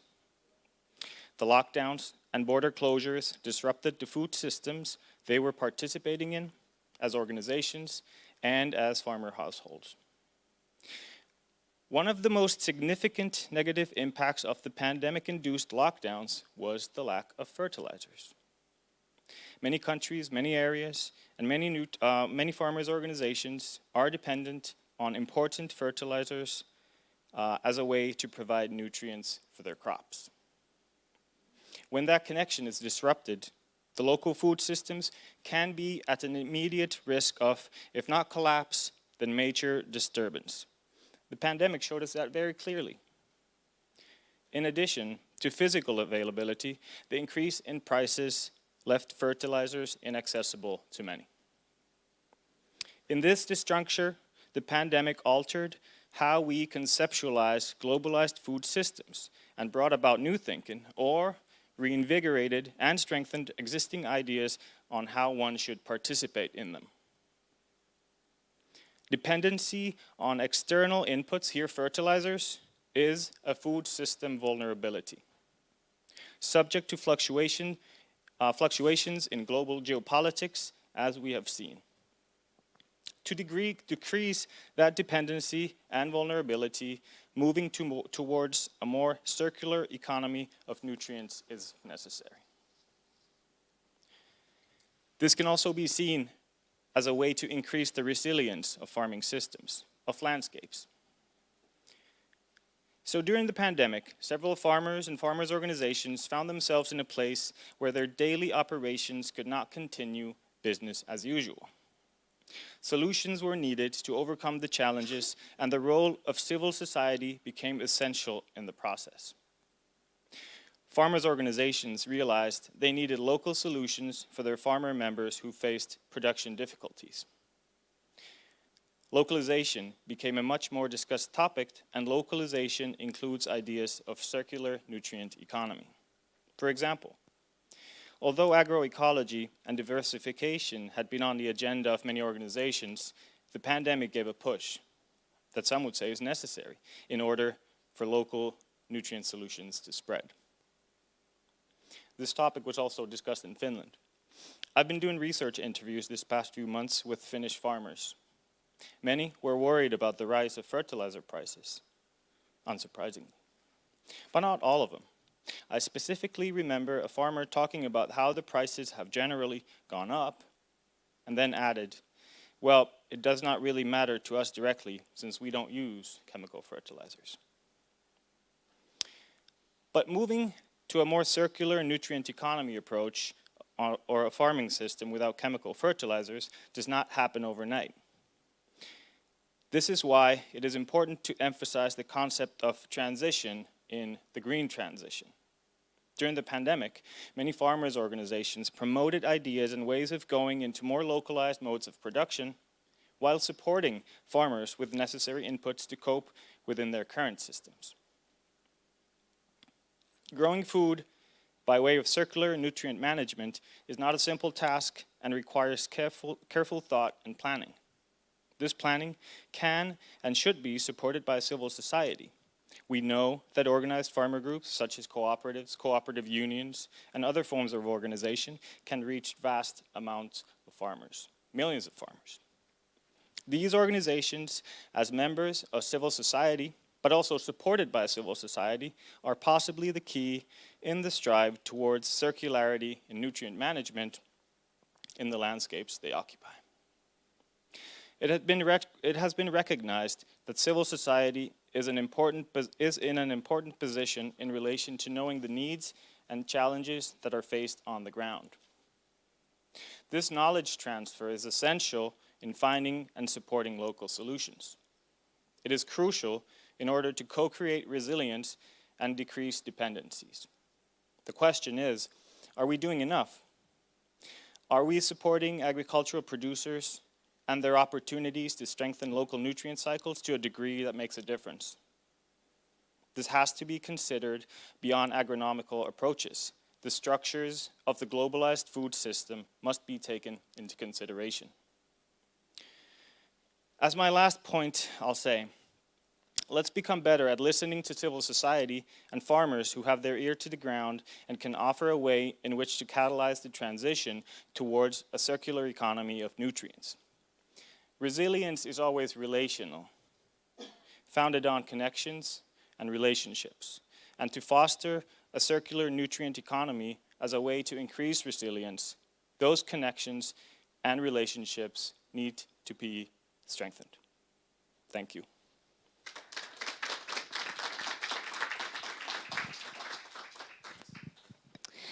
Thank you very much, Atte. And as you said, we need to listen to the farmers, so that's what we're going to do now with a small video from Uganda, where we hear the voice of the president of the Eastern Africa Farmers Federation. When you look at the way that farmers practice their farming on the land, it's been more of adaptation, and farmers are good at adapting to the climate. We've been trying all our best because we know we are the solution. Because for us, land is more important to us, nature is more important to us, because it is our source of livelihood, it is a source of our economies, and we would want to farm in a way that is very sustainable. But the challenge that we have is that we have too much demand, I would say, from the food system actors across the entire value chain. For example, from the consumer side, there's too much demand for health diets, for nutritious diets, for food that can be traced. But are these consumers ready to pay for that extra investment that the farmers are putting in? Are they ready to give food its true value? And this is why even during the United Nations Food Systems dialogues, we were pushing for equity, we were pushing for just food systems, we were pushing for fairness, we were pushing for having power balanced across the entire value chain so that everyone benefits from the food system. Very good points there. Now it's time for our next panel discussion. And Stefanos Fotiu and Leonard Mitsi you already know. Welcome up again. And new in this panel edition is Kati Partanen. She's the board member at World's Farmer Organization. And yeah, come up on the stage. Gonna turn these on again. You can switch seats now and sit in this one, so we'll get a bit of change. Go. And there you are. And yes, Kati, feel free to introduce yourself a little bit and tell us about your role in the food system. Okay, thank you very much, and thank you for the invitation. And really good discussion before this morning. I'm a farmer in Iisalmi, about 500 kilometers north from here. I'm also an agronomist and actually studied agriculture economics. And I'm, yeah, as mentioned, a member of the board in the World Farmers Organization. Actually, Elizabeth, who we just heard, is one of my colleagues in the board of the World Farmers Organization. I'm also a member of the board in MTK, the Central Union of Agricultural Producers and Forest Owners of Finland. In our farm, we produce grain, oilseeds, peas, buckwheat, so a different variety of plants, and also we have forestry. And I'm also working part-time as a senior lecturer in Savonia University of Applied Sciences, teaching agricultural policy. And I have been involved in the international agricultural organization, in farmer organizations, around 18 years now, both in European level and in global level. And I have plenty of fellow farmers, my farming sisters and brothers all over the world, and we have had really good discussions about the agricultural practices in different countries, but also agricultural policy, about the markets. And I think I know quite well my fellow farmers and their conditions around the world. And my goal is to increase understanding of agriculture from farmers' point of view, from the grassroots level. And I always have like this feeling that I have my feet on the ground, deep in the soil, and then I want to follow what is the international discussion about the food systems. That's great, and that's exactly what we're going to talk more about in this panel, the farmer's perspective. And Kati, I'm going to ask you another question now. When you listened to the first panel, what was your thoughts as a farmer on the topics that came up there? Oh, it was very interesting, and I think the gentlemen, they were right into the point. Of course, it was mainly very much in the high-level discussion, in the market level, in the policy level. But I really liked that they also mentioned that the different conditions are different in different parts of the world, and also we have to involve the farmers, the farmer organizations into the discussion. And also, as Stefanos has mentioned also yesterday in the seminar I was listening to, that the food, about this food price, food value, food cost. So it's not always, it's not the same thing, but they all matter. And these are really, really important points of view. So I liked very much the morning discussion. And there in Atte's keynote speech, we heard that there is a need for a transition, and also the war in Ukraine caused sort of a crisis because the prices of fertilizers went up. Do you see this more as a threat, or perhaps even an opportunity for a faster catalyst for change? Stefanos? So I think every crisis, from the climate crisis to the conflicts to the food price crisis, is I'm sorry for my expression, is a sad opportunity. So yes, it's a problem, but we all work to resolve the problems. I think we need to draw lessons on how we do the food systems more resilient after all these things. I think, and I must say here, and I'll put a little bit my environment cap, that the biodiversity and the climate crisis are nowhere to be resolved in the near future. So you know that even if we stop burning fossil fuels today, we will probably not reach the 1.5 degrees that we want to reach. So I think we can learn a lot of lessons. We need to increase the resilience of the food systems.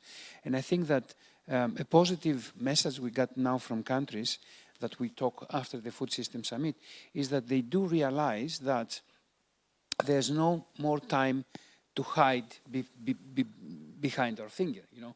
We really need to address the issue of resilience of the food system. So short-term recovery, but with a view on long-term resilience. Leonard, do you have anything to say? Yes, it was music to our ears, the colleague from E2, because that is the model that the European Union is pushing, an agroecology approach. The problem is the sequencing issue and what we call the vested interests of short-termism, saying we need to find solutions on fertilizers of the synthetic nature now, and going in a risky approach of spiraling unsmart subsidies, which didn't work in the past. There are a number of cases. IFPRI has done a lot of studies on Malawi, for example, on how the cost of synthetic fertilizers spiraled out of control, high indebtedness. The question is, and our line is, yes to use chemical fertilizers, but with a vision of transitioning. Now, when you are in an emergency situation like we are confronting, how do you do that transitioning if you want to do chemical fertilizers at scale? And that is a bit the challenge. That's why also with Finnish expertise, with farmers' organizations, because the evidence is there that productivity gains under an agroecology approach is possible, is doable. We have an approach also on certain value chains which are nitrogen fixation, which can contribute also to the health of the soils. Soil maps which can accompany what type of fertilizers are targeted for the typology of soils, because you can't just throw fertilizers and think you'll do miracles. So a lot of conditionalities, and that is the role that we do with farmers' organizations, with civil society organizations. But one should also not convey the message that agroecology is a bit of a dreamy or idyllic or maybe a nice to have, and not something which is grounded realistically. I think we also need the role of NGOs, civil society, farmers' organizations to support policymakers that what we are saying and conveying makes sense. Sometimes we don't have that full support of having this approach also in this dialogue between policymakers at the European level. Even within the European Union, the agroecology approach is not an approach which is necessarily adopted and applied by all the EU 27. So we're not saying it is one approach and the only approach, because also farming communities like Elizabeth have a number of models to choose from, not just the agroecology approach. The question is, what approach makes sense in today's reality, also in terms of transiting away from that, from the risks around biodiversity and climate change, that chemical fertilizers at scale has also impacted heavily certain countries, both socially, economically, but also environmentally. And Kati, from your perspective, what's it? Yeah, I agree with both of them, and I also think that we have to have a holistic view. That at the same time, I like what Atte said about this transition period, because we need to at the same time take care of the economical sustainability in agriculture and also the production of the food. It's just there is all the time higher need for food in the world, but also really evolving the farmer point of view, because if there is a need, for example, for new technology, for investments, if you change practices, it doesn't happen even in 1 year. It might need more time. And also about the innovations, I think there is already a lot of innovations in the farm level about this circular nutrient economy, and bringing these innovations to bigger practice and to the research, and also there is huge need to have enough research for finding the new solutions, which are also in practical level possible. Yeah, Leonard mentioned nitrogen fixation there, and my mother happens to be a researcher in nitrogen fixation, and she's been working a lot with farmers in, for instance, Ethiopia, and I've been with her there a couple of times, just like seeing in reality what it means when you try to teach the farmers this. And many of them have not gone a day to school. They don't have any basic perhaps knowledge of, for instance, how nitrogen fixation works, and it's no fast victories there. It takes time for the soil to become more or to become better, and for it to actually work. So all of this requires a lot of education and money for that education. How can we make sure that the farmers get the education they need in order to be able to make this transition? This is like what we saw as the transformation, 6 pillars of transformation of Finnish sustainable development. You can't have resilient food system if you don't invest in education, in TVET. TVET is critical, and I speak, so vocational training, it has to start. So, you know, this is a priority of our commissioner, who happens to be Finnish. So education is a pillar, 10%.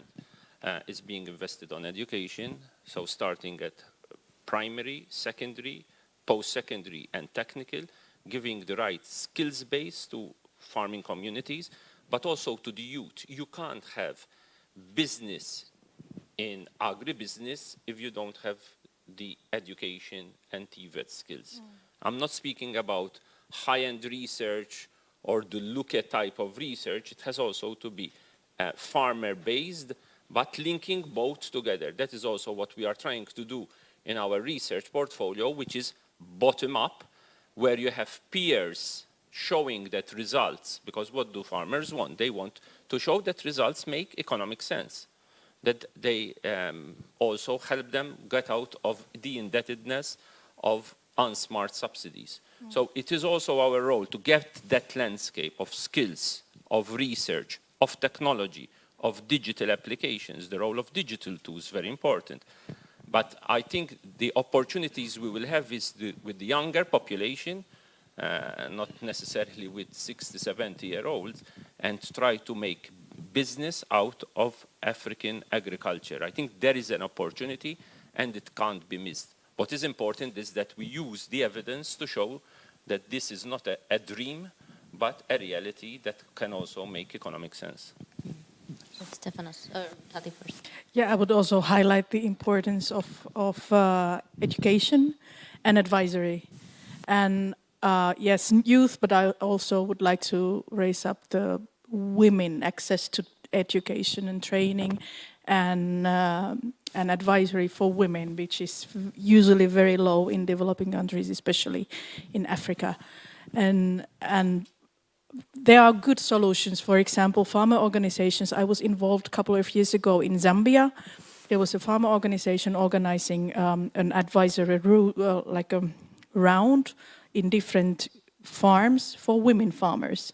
And they visited women farmers' farms where they saw good solutions. So that's like from peer-to-peer, well-organized, and like farmer-to-farmer way to work.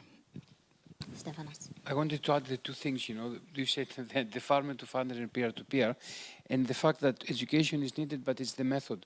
So we need to go away from this thought that the Western world is educating the developing world. And we need to really understand and make the education approachable to the people that they will do it on the ground. So I'm involved on education, you know, for many years with these endless seminars that you put people in a room. This is not the right way to do it. You need to do it in the field, and you need to do it by on a learning by doing case. But how can that be done in practice? I mean, how can be done in practice? So you organize an education system, you do it at the community level, you take farmers, you work with the World Farmer Organization, you find farmers that they have done something, you take them in the different places of the world, they interact with the other farmers, and this is how it's done. Yes, Kati. Yes, I think really organizing the farmers, for example, in developing countries, organizing them together, and then if we want, for example, the Finnish NGOs in development cooperation, work with the local farmer organizations, organize them. So I think that's one of the key issues. And another key issue, it needs to be done in the local language. So education through interpretation, I'm sorry, it's not working. And supporting farmers' organizations so that they are better integrated. Yes. There is a big challenge of extension services which are underfunded. One of the big problems we see in public expenditure across different agricultural ministries in Africa is the underinvestment of extension services. But I think the issue of digital applications, clearly in local language that can be understood, in a rights-based approach, the role of women. We have gender transformative approaches and targeting them. The issue of land rights. It has to be a landscape. You can't have land rights if you don't have also the education and skills base. If you don't also convey the message that this is a business opportunity, because many youth don't necessarily want to remain in agribusiness, in farming, and they want to think that the El Dorado is in the mega cities. So it has to be also a systemic approach, because it's the only way also to have this rural-urban rebalancing in the cities of Africa. Otherwise, we risk having mega slums, which will not really be vibrant for young populations in the next 20, 30 years. In Kenya, there was actually a reality TV show called Shamba Shape Up. Shamba is the Swahili word for a farm. So there was a reality show where they went to a farm and they said, "Oh, it's not growing so well," and then they gave them practices how to help, and that also helped other farmers who were watching the TV show. So I thought that was a pretty innovative way to educate as well. But Kati, I want to ask you, well, if you look at these farmers' organizations, this is just a wondering I have. Do they actually reach all the farmers? Is there a lot of farmers who aren't a part of these organizations? There is a lot of variation, as far as I know, between the countries and the regions. In some countries, there is quite good. They are quite good coverage in the farmer organizations, and I think with this organization, it's important to strengthen the administration and that they are solid organizations. But of course, there are countries, there are regions where there are not yet so solid farmer organizations, and I think there are very good examples for example, in FFD, helping farmers to organize and gather together. That's where European organizations can also help them. Also, like the agricultural sector, it receives a lot of funding, but it's mainly sort of to maintain the present system. How can we make the funding more just? For instance, climate financing is also only reaching a very, very small percentage of smallhold farmers. How could we sort of shake the system there to get the money to go to the people who actually need it? Basically, by what I said earlier on de-risking smaller ticket sizes. In some of the financial institutions, they will not invest if it's not 1, 5, 10 million. That will not reach many small farmers who are in the 50,000, 100,000 range, sometimes small. I'm not speaking here about microcredits. So first of all, we have a number of blending instruments that farmers and farming communities and through NGOs need to be aware of. We have a fund with IFAD which is the ABC fund. We have a fund with the African, Caribbean, and Pacific countries, the Huruma Fund, Agrify, which are small ticket sizes, but they have to be bankable projects. Again, the stream of financing takes time. It will not be just signed in 6 months. So we are also signing off an agreement with IFAD president at the level of our commissioner to work also with public development banks and de-risking the interface between small farming communities and local commercial banks. So there are a number of tools, and clearly, as I said earlier on climate finance, it's important that we communicate how climate finance can benefit farmers in terms of ecosystem services. We are not yet there to show that services to maintain the environment, biodiversity, has a causality in terms of additional income streams for farmers. I think their NGO, civil society organizations have an important role to see the scalability opportunities of such initiatives and how to have agroforestry approaches or sustainable practices which can be scalable, not small, nice projects which can't be scalable. That is also our role, to go and delve deeper at country and regional level to also communicate and connect with the Global Climate Fund, the Global Environmental Facility, and other facilities like sustainable bonds. Again, we have to avoid greenwashing and not just saying there are loads of millions and trillions which are not really connected to the small farm holders. Another kind of experiment we do now is how to support this small enterprises with small money. Is we pay for the service, but we don't pay directly. So we have a program in Africa to support some startups in the food sector. And we identified 12 of them. And all of them, they needed something between $5,000 and $10,000. And you know, instead of having 12 transactions, which for us, even in the international organizations, it comes with an administrative cost, we have one transaction. We found a service provider that we say, okay, this company needs a marketing plan for a new product. This needs a business plan, and this needs a bankable project. And we say to the companies, we will do this for you. We will pay for these services. You will go to the provider and you will make it tailored to your needs. And that's another way, I think, to provide support to these small cases. Kati, do you have anything to add? Well, I just want to again mention the good work what has been done in some projects, for example, with the local farmer organizations. I think it's a good way to work, and they really work with the local farmers. And for example, the World Farmers Organization, they have a Climakers project where they work with the local farmer organizations and with the local farmers. So like having a stream and also exchanging views and good practices in regional level and in global level. So I think it's one example of the good way to work. Mm-hmm. Yes, you mentioned the importance of making agribusiness worthwhile in Africa, and at the same time we are seeing that, you know, the crops aren't or the yields aren't what they could be because of climate change. How can you make that equation work? Look, the risks around agriculture are higher than if you want to do a mega plant, which is a solar plant or a green hydrogen plant. So the risk element is bigger. There is climate, there are pests, there are diseases. So the question is that we have a toolbox of solutions, but it has to have, you need to tick more boxes in agriculture than you need to tick in digital or energy. So that is the first challenge. You have lots of bankability in terms of scale in energy, in renewable energy, or in digital than in agriculture. So first, de-risking agricultural projects.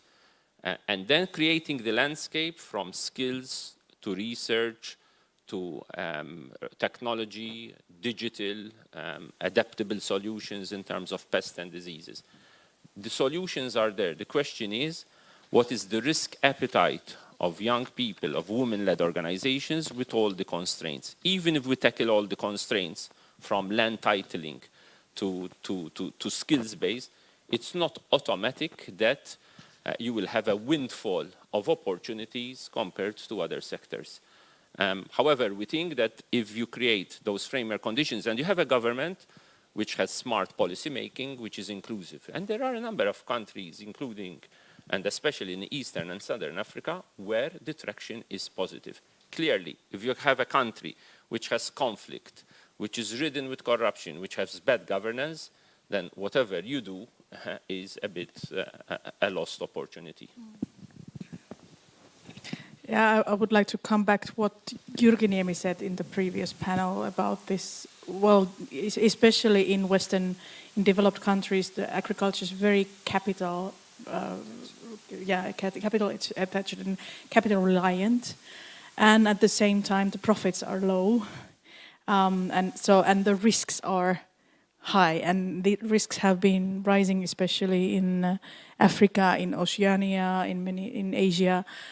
So I think it causes a lot of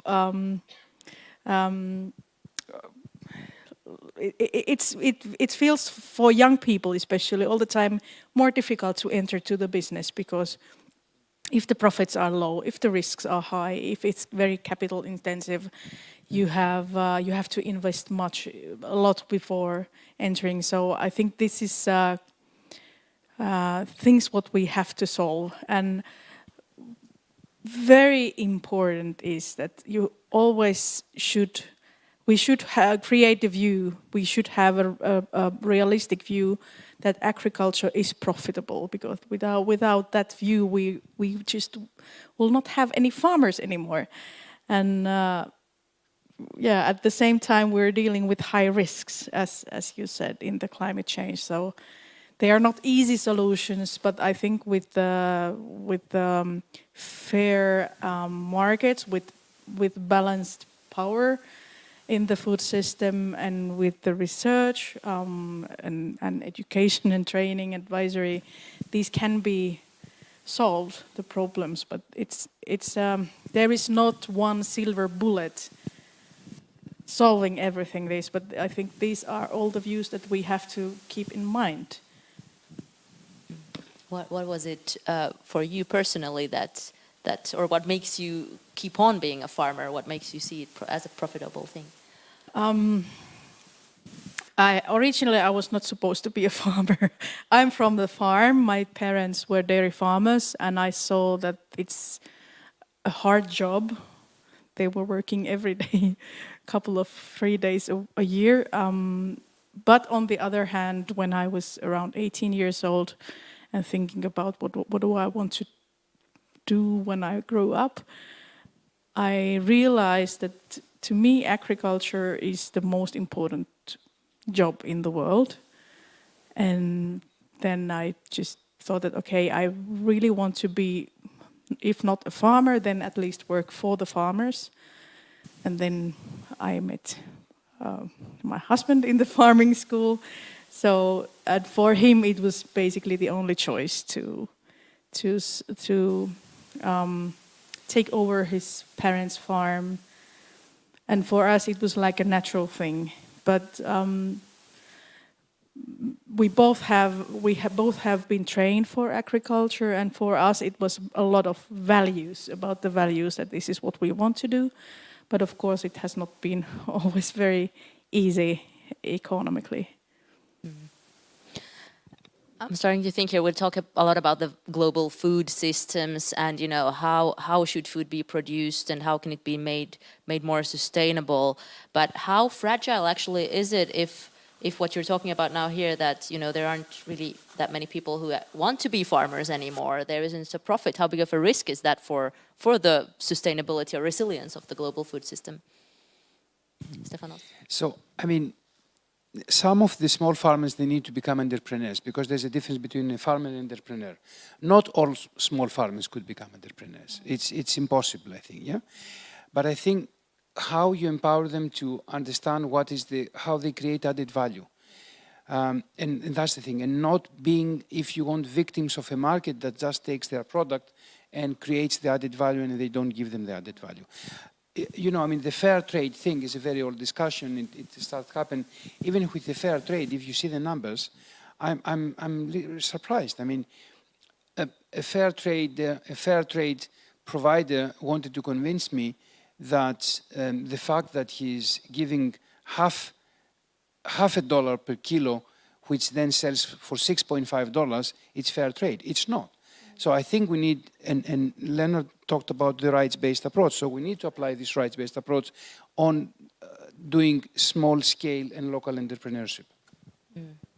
The issue of scalability is important, meaning the opportunities that Kati has compared to a small marginal farmer in Ghana or Cote d'Ivoire can't be easily comparable. So there is scalability, many risks remaining poor, but the question is how can we trigger that proportion of young potential entrepreneurs to make it a viable business, and there are business opportunities. But again, the ecosystem has to be aligned in terms of smart policy making, in terms of public policies, private entrepreneurship, private funding. And that is a bit the big challenge in Africa. What we are trying to do is identifying those value chains which have traction. How can Africa feed itself? But then there is also a political decision. How can Africa feed itself in an affordable way to reconcile rural and urban? So how do you reconcile imports with local production? How do you increase self-sufficiency? Because food demand is going to increase. The question is, for what type of foods, with what type of transitioning, and with what type of pricing? The case of rice, the case of exportable commodities, the case of fruit and vegetables and our regulatory processes in terms of maximum residue levels in terms of pesticides, where we intercept commodities, and clearly that creates a shock, and we have accompanying tools, yes. But this is very commodity specific, and value addition is important. We want to help farmers to add value. If you don't add value, you will just get 5% of the total price, whether it's an exportable, or if you produce and you have 1/3 of your product which is wasted, like I saw mangoes, which are totally wasted in Senegal. They don't reach the market. They are spoiled. And I can do a whole listing. So that requires, that's what we are trying to do in the global gateway approach with strategic corridors, with cargo, with rural roads. It has to be a whole ecosystem. Without having part of the ecosystem, the other part will fail. You can produce, and if it doesn't reach the market, it's a failure if you don't have cold storage, infrastructure, road networks, fair prices, that you get half at least of the price rather than 5% of the price, integrating farmers, so vertical integration. We have a big experience of cooperative movements, but we don't have much success stories yet in Africa on that vertical integration, that farmers are fully integrated from the farm to the retail outlets. It's that type of model which can show traction, but where the just transition, fair pricing, and that whole ecosystem, which is commodity specific, can give scalability for the potential entrepreneurs. But many might remain poor farmers and marginal farmers in conflict-ridden areas. That's clear. Stefanos or Kati? Yeah, and I totally agree, for example, about the infrastructure and storage capacities. And also the power imbalances in the value chain. It's just crucial that what is the possibility for farmer to have better price from the product, and it's I think it's everywhere in the world. That's one of the main discussions we have among the World Farmers Organization from all the continents. So the problem is we don't have global competition policy provision. We have provisions in the European Union and externally on unfair trading practices. But if you want to solve the problems, you have to solve them yourself by integrating the value chain, by vertically integrating. But still, European farmers still confront a lot of problems in terms of their share of the value chain. Milk, dairy products is one of them. So let alone in Africa and parts of the Caribbean and Pacific where that value chain addition is more limited because of less refined tools in the policy making. But also I had just some weeks ago discussion with Elizabeth actually and asking what does she see as an opportunity for African agriculture, and she said that there are a lot of opportunities. There is if I'm right, she said that 60% of the world's area which is suitable for agriculture, but not everything in use, is in Africa. So there is a lot of potential for agriculture. They have a lot of young people. If they just have training, if they have the opportunities, and if they can see the opportunity in agriculture as farmer, there is a lot of opportunities and a lot of possibilities. But also, yes, the logistics, the trade, the value chain, and also how, for example, in the African free trade area is one of what could bring a lot of opportunity for African agriculture to really feed the whole continent. And one thing also perhaps is, as you said, Leonard, what is being produced. There is a lot of maize, for instance, grown in Africa, which is a legacy of the colonial time. A lot of other crops that they aren't indigenous to Africa, but they have been farmed for such a long time that they are now the norm.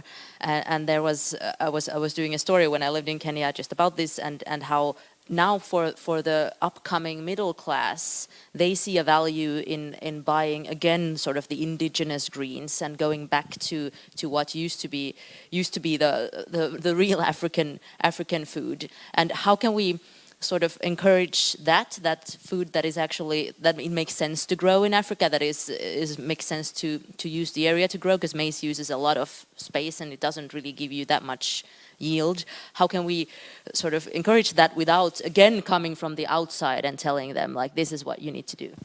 That's what we are trying to do. But again, we are sometimes accused of romanticism or maybe a bit of neo-colonialism, telling them what they need to do. So it's ag research, it's clear, and Luca can confirm that most of the research in agriculture research in the CGIAR, which is the collaborative research stations across the globe, it's around the four crops. So maize, wheat, rice, those are the key research crops. We are trying to invest also in what are called as orphan crops or forgotten foods. This is also important for diverse diets. So if you want a diverse diet, a nutritious diet, you have to diversify. Clearly, there are big interests, vested interests in maize and subsidies, in also rice and subsidies. How do you dismantle them? What we want to engage with governments is telling them, look, you have a portfolio. There are business opportunities also from superfoods in Europe in terms of alternative crops. Millet, we are in the International Year of Millet. There are some countries which are pushing millet. We had a presentation in Brussels on the Crop Trust and the International Treaty of Plant Genetic Resources, where there are business opportunities in terms of the forgotten crops. It is also, again, a plea for research NGOs, CSOs, to show that there are business opportunities. It helps for the diverse diets of populations, because we know the data about obesity, about overweight, about undiverse diets, and also that it integrates well with certain value chains. I think it's all a question of business opportunity on the orphan crops. But from the European Union point of view, we are investing also in these unforgotten crops in terms of scalability, where there is a demand-driven agenda of the countries concerned. I'm going to give to Stefanos first, because he hasn't said anything in a while. So, I mean, Leonard said this is the International Year of Millets. I think science-based approach that you try to, first of all, identify what is the calorific value of each crop at each location, combining soil maps and local conditions. It can give you the best answers, because you can convince the farmer to switch from one to another if you prove that by switching you add value to its work.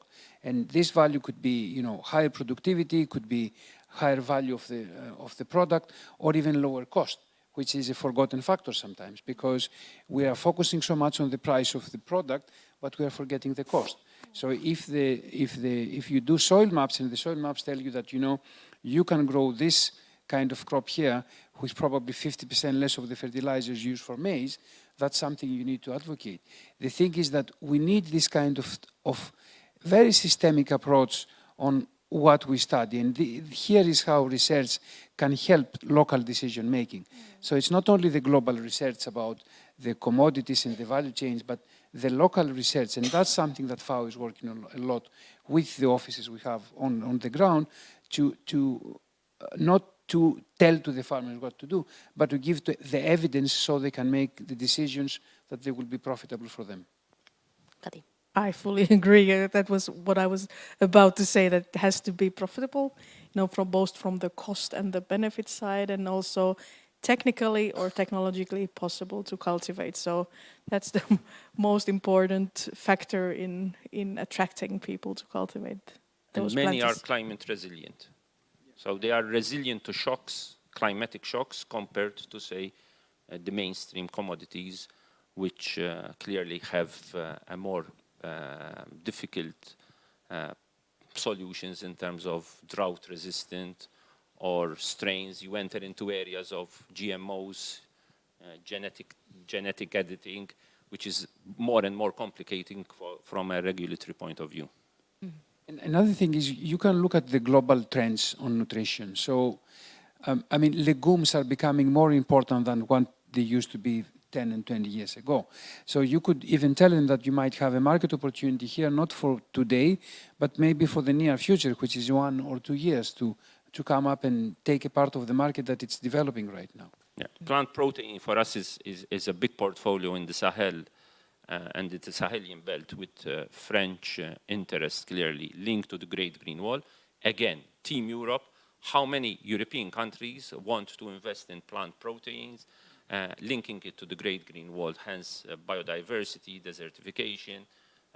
So we have a scalable. What we can't afford is we do a bit of everything, and what I call spraying. It will not be impactful. So if we channel all the resources and see what member states with us can do, country level, regional level, I think this is what a Team Europe approach can be like maybe in the coming 5 to 10 years. Great. Do we have any questions in the chat or here in the audience? Yes? How should we do? Emilia, maybe if you take this.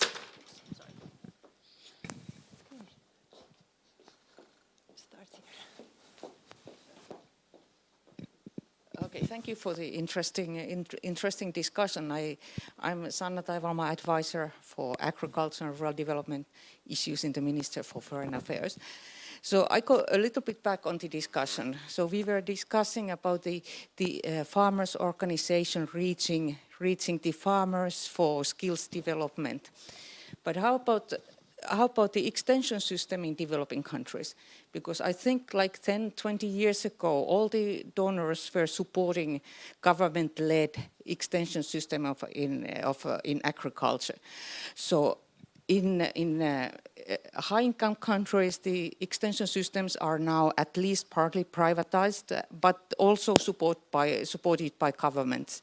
So what is your thinking now? So have we lost the government extension system in developing countries? Are we now trusting only on private sector and a farmers' organization, or how the skills development could be done in the future? Thanks. There is a clear underinvestment of extension services. When you have very few countries in Africa, which is even part of the CADA process, of the Malabo process, which are investing less than 10% of their public expenditure on agriculture, you have a problem of underinvestment. Hence privatization, hence you have a whole component of extension services which has been privatized or not existing, And I don't expect the farmers' organizations or Elizabeth just to scale it up in the Eastern African community. So that has to be addressed. But again, ODA, so official development assistance in agriculture, is under a lot of pressure. And this was a pressure after COVID. And again, we as member states need to continue our ambition to keep agriculture food systems, including supporting these governments, high on the agenda. There is a risk that there will be cuts and cuts and cuts.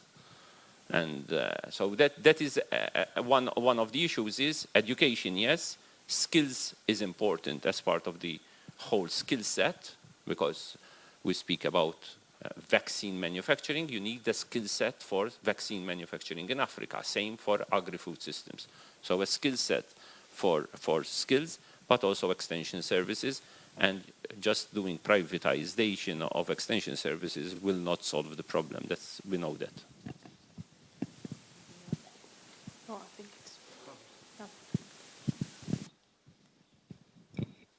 Yes, thank you. Thank you so much for the presentations and the comments, what we have had already. I'm Juaru, I'm working here in Helsinki in National Farmers Union. The point, what I was thinking while listening to you is that when I came to MTK decades ago, one of the farm leaders said that the most important thing is that you know the realities and you have a trust for the future. I assume that we have a quite nice mix of the things today with the speeches what we have had today. But the thing what I was thinking was that when you, Ms. Mitzi, mentioned that there's 1 million work opportunities which is needed per month for the young people there in Africa.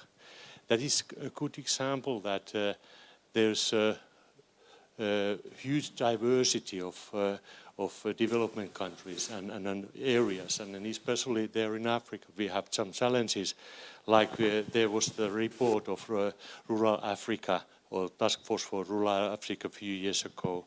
And one thing what was there mentioned is what we haven't talked about today, is how we could have processing industry inside of the local or regional food chains. And I assume that is one of those big challenges. Is it a cooperative movement, or is it a private funding, or cooperatives there? But anyhow, we need something there, because at the moment we are just talking about raw materials, and then how to get that added value before the market.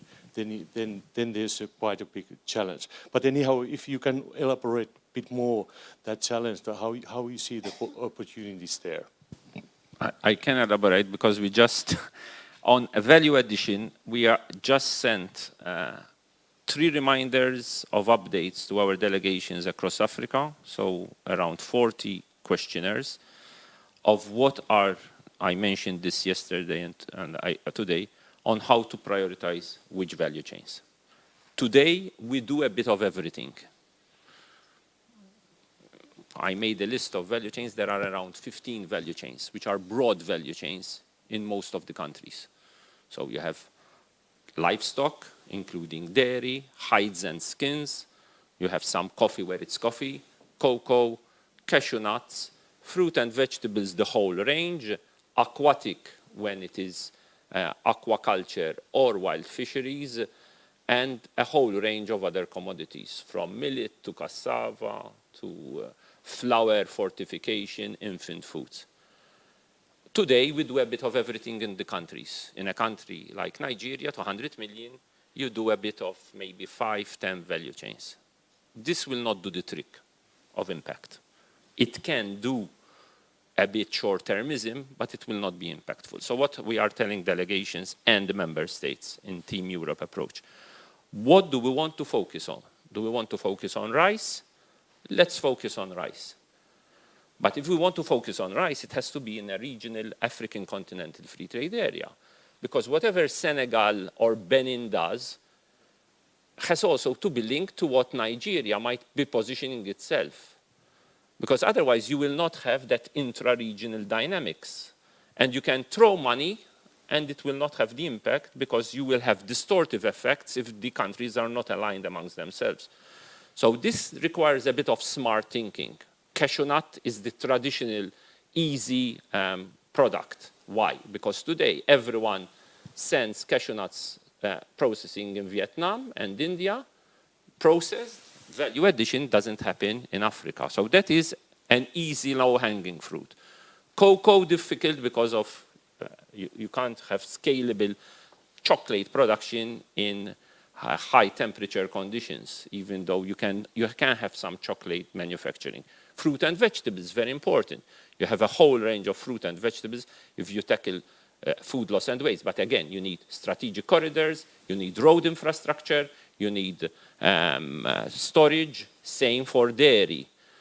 So we are looking value chain by value chain, country by country, region and continental. What member states are doing in those countries, what private sector is doing, and then through joint ventures or also private sector involvement. You have a number of European operators which are already operating in Africa, do that value addition. If you want a solution for Africa in terms of jobs, growth, opportunities, it is that value addition and intra-regional growth. If we don't get that, we continue doing piecemeal approaches. So I think that would be a bit the area where I would say would be the top focus area in the global gateway approach of this college, with deliveries that we need to start showing results in the next 2-3 years. Is it an easy solution? Again, similar to what we did with the COVID vaccine. Yes, we had a COVID vaccine in less than a year. Do we have a value chain vaccine in Africa for food? Not yet. It will not be in 9 months or 1 year, but that is the direction that we are heading through. Yeah, I just briefly want to come back to the local level, that I think that developing the local value chains and, for example, through the cooperatives, like we have good examples from the history of Finland, I think it's especially for the local products and for the local consumption, processing the local farms from produces. It's really one good way. So not only from the import or global trade perspective, but also thinking about the local consumption and local production. I think also it needs a realization from the donor community that Africa needs to become more self-sufficient. And that doesn't mean actually that trade will stop. But yesterday we were talking that we say, okay, right now for Africa there's many initiatives on digitalization, on financial services, on everything. Let's concentrate on making Africa more self-sufficient on food, and then this could open trade opportunities for other things that Africa cannot import now because it hasn't solved their food problem. So, I mean, you know the basic level of necessities. People need to solve first their food issue, the shelter issue, the safety and security issue, and then go to other things. So I think it's not that if we do Africa more self-sufficient on food, trade will stop. Actually, it could become much larger with products and services that they will even have more added value for the producers of these products and services. Thank you so much. We're running out of time. Thank you, Stefanos, Kati, and Leonard.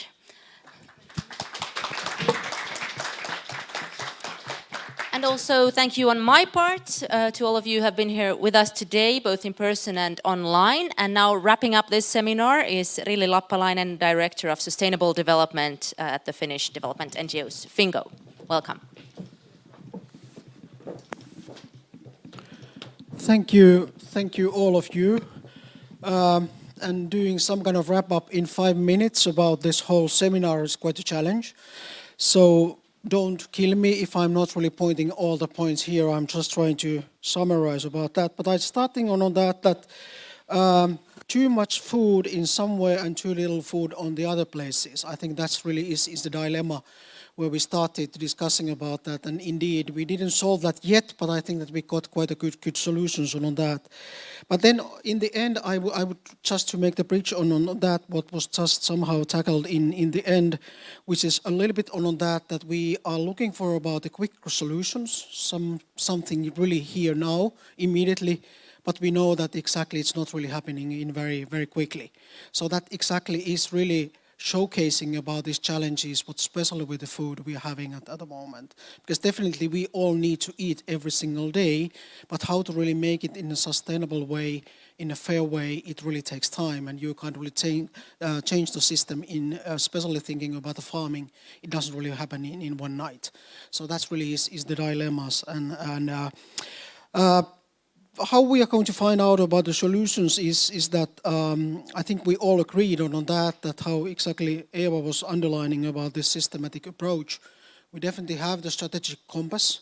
Agenda 2030 is our frame. If we should negotiate that today, it would never happen.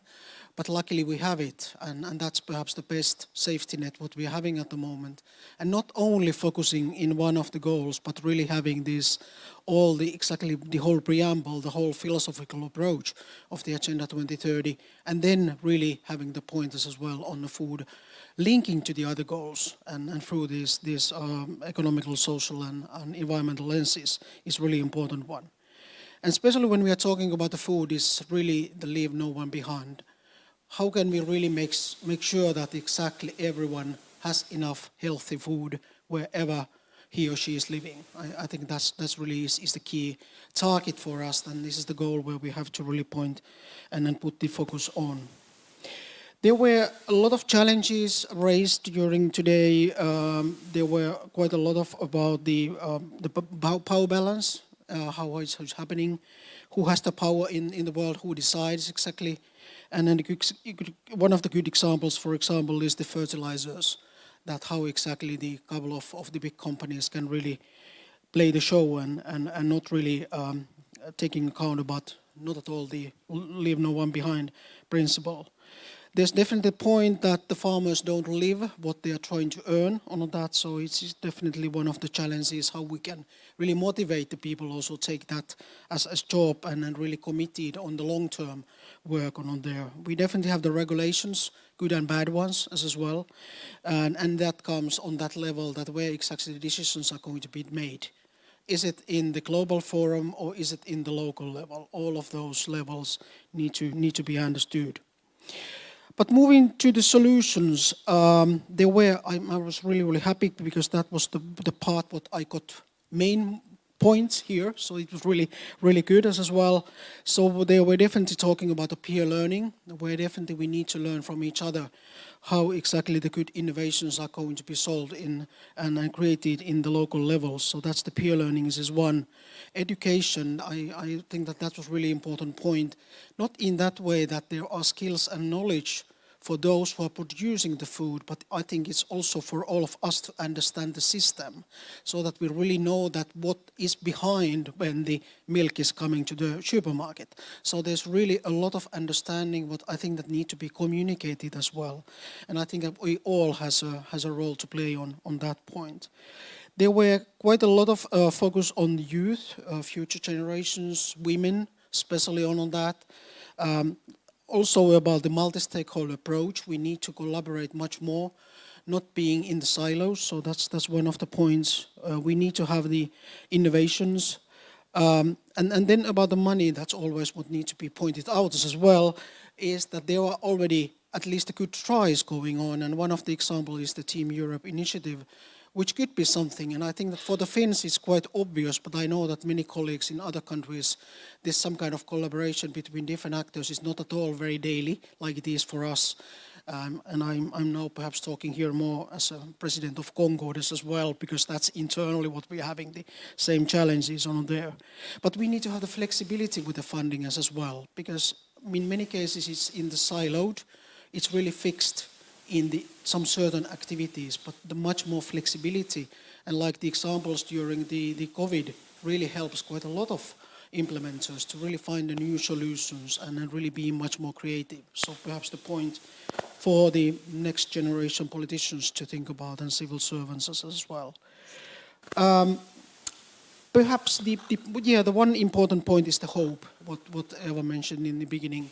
We definitely need to make this as a positive and really the cool topic as well, so that we can definitely really see the importance of the food and this whole system.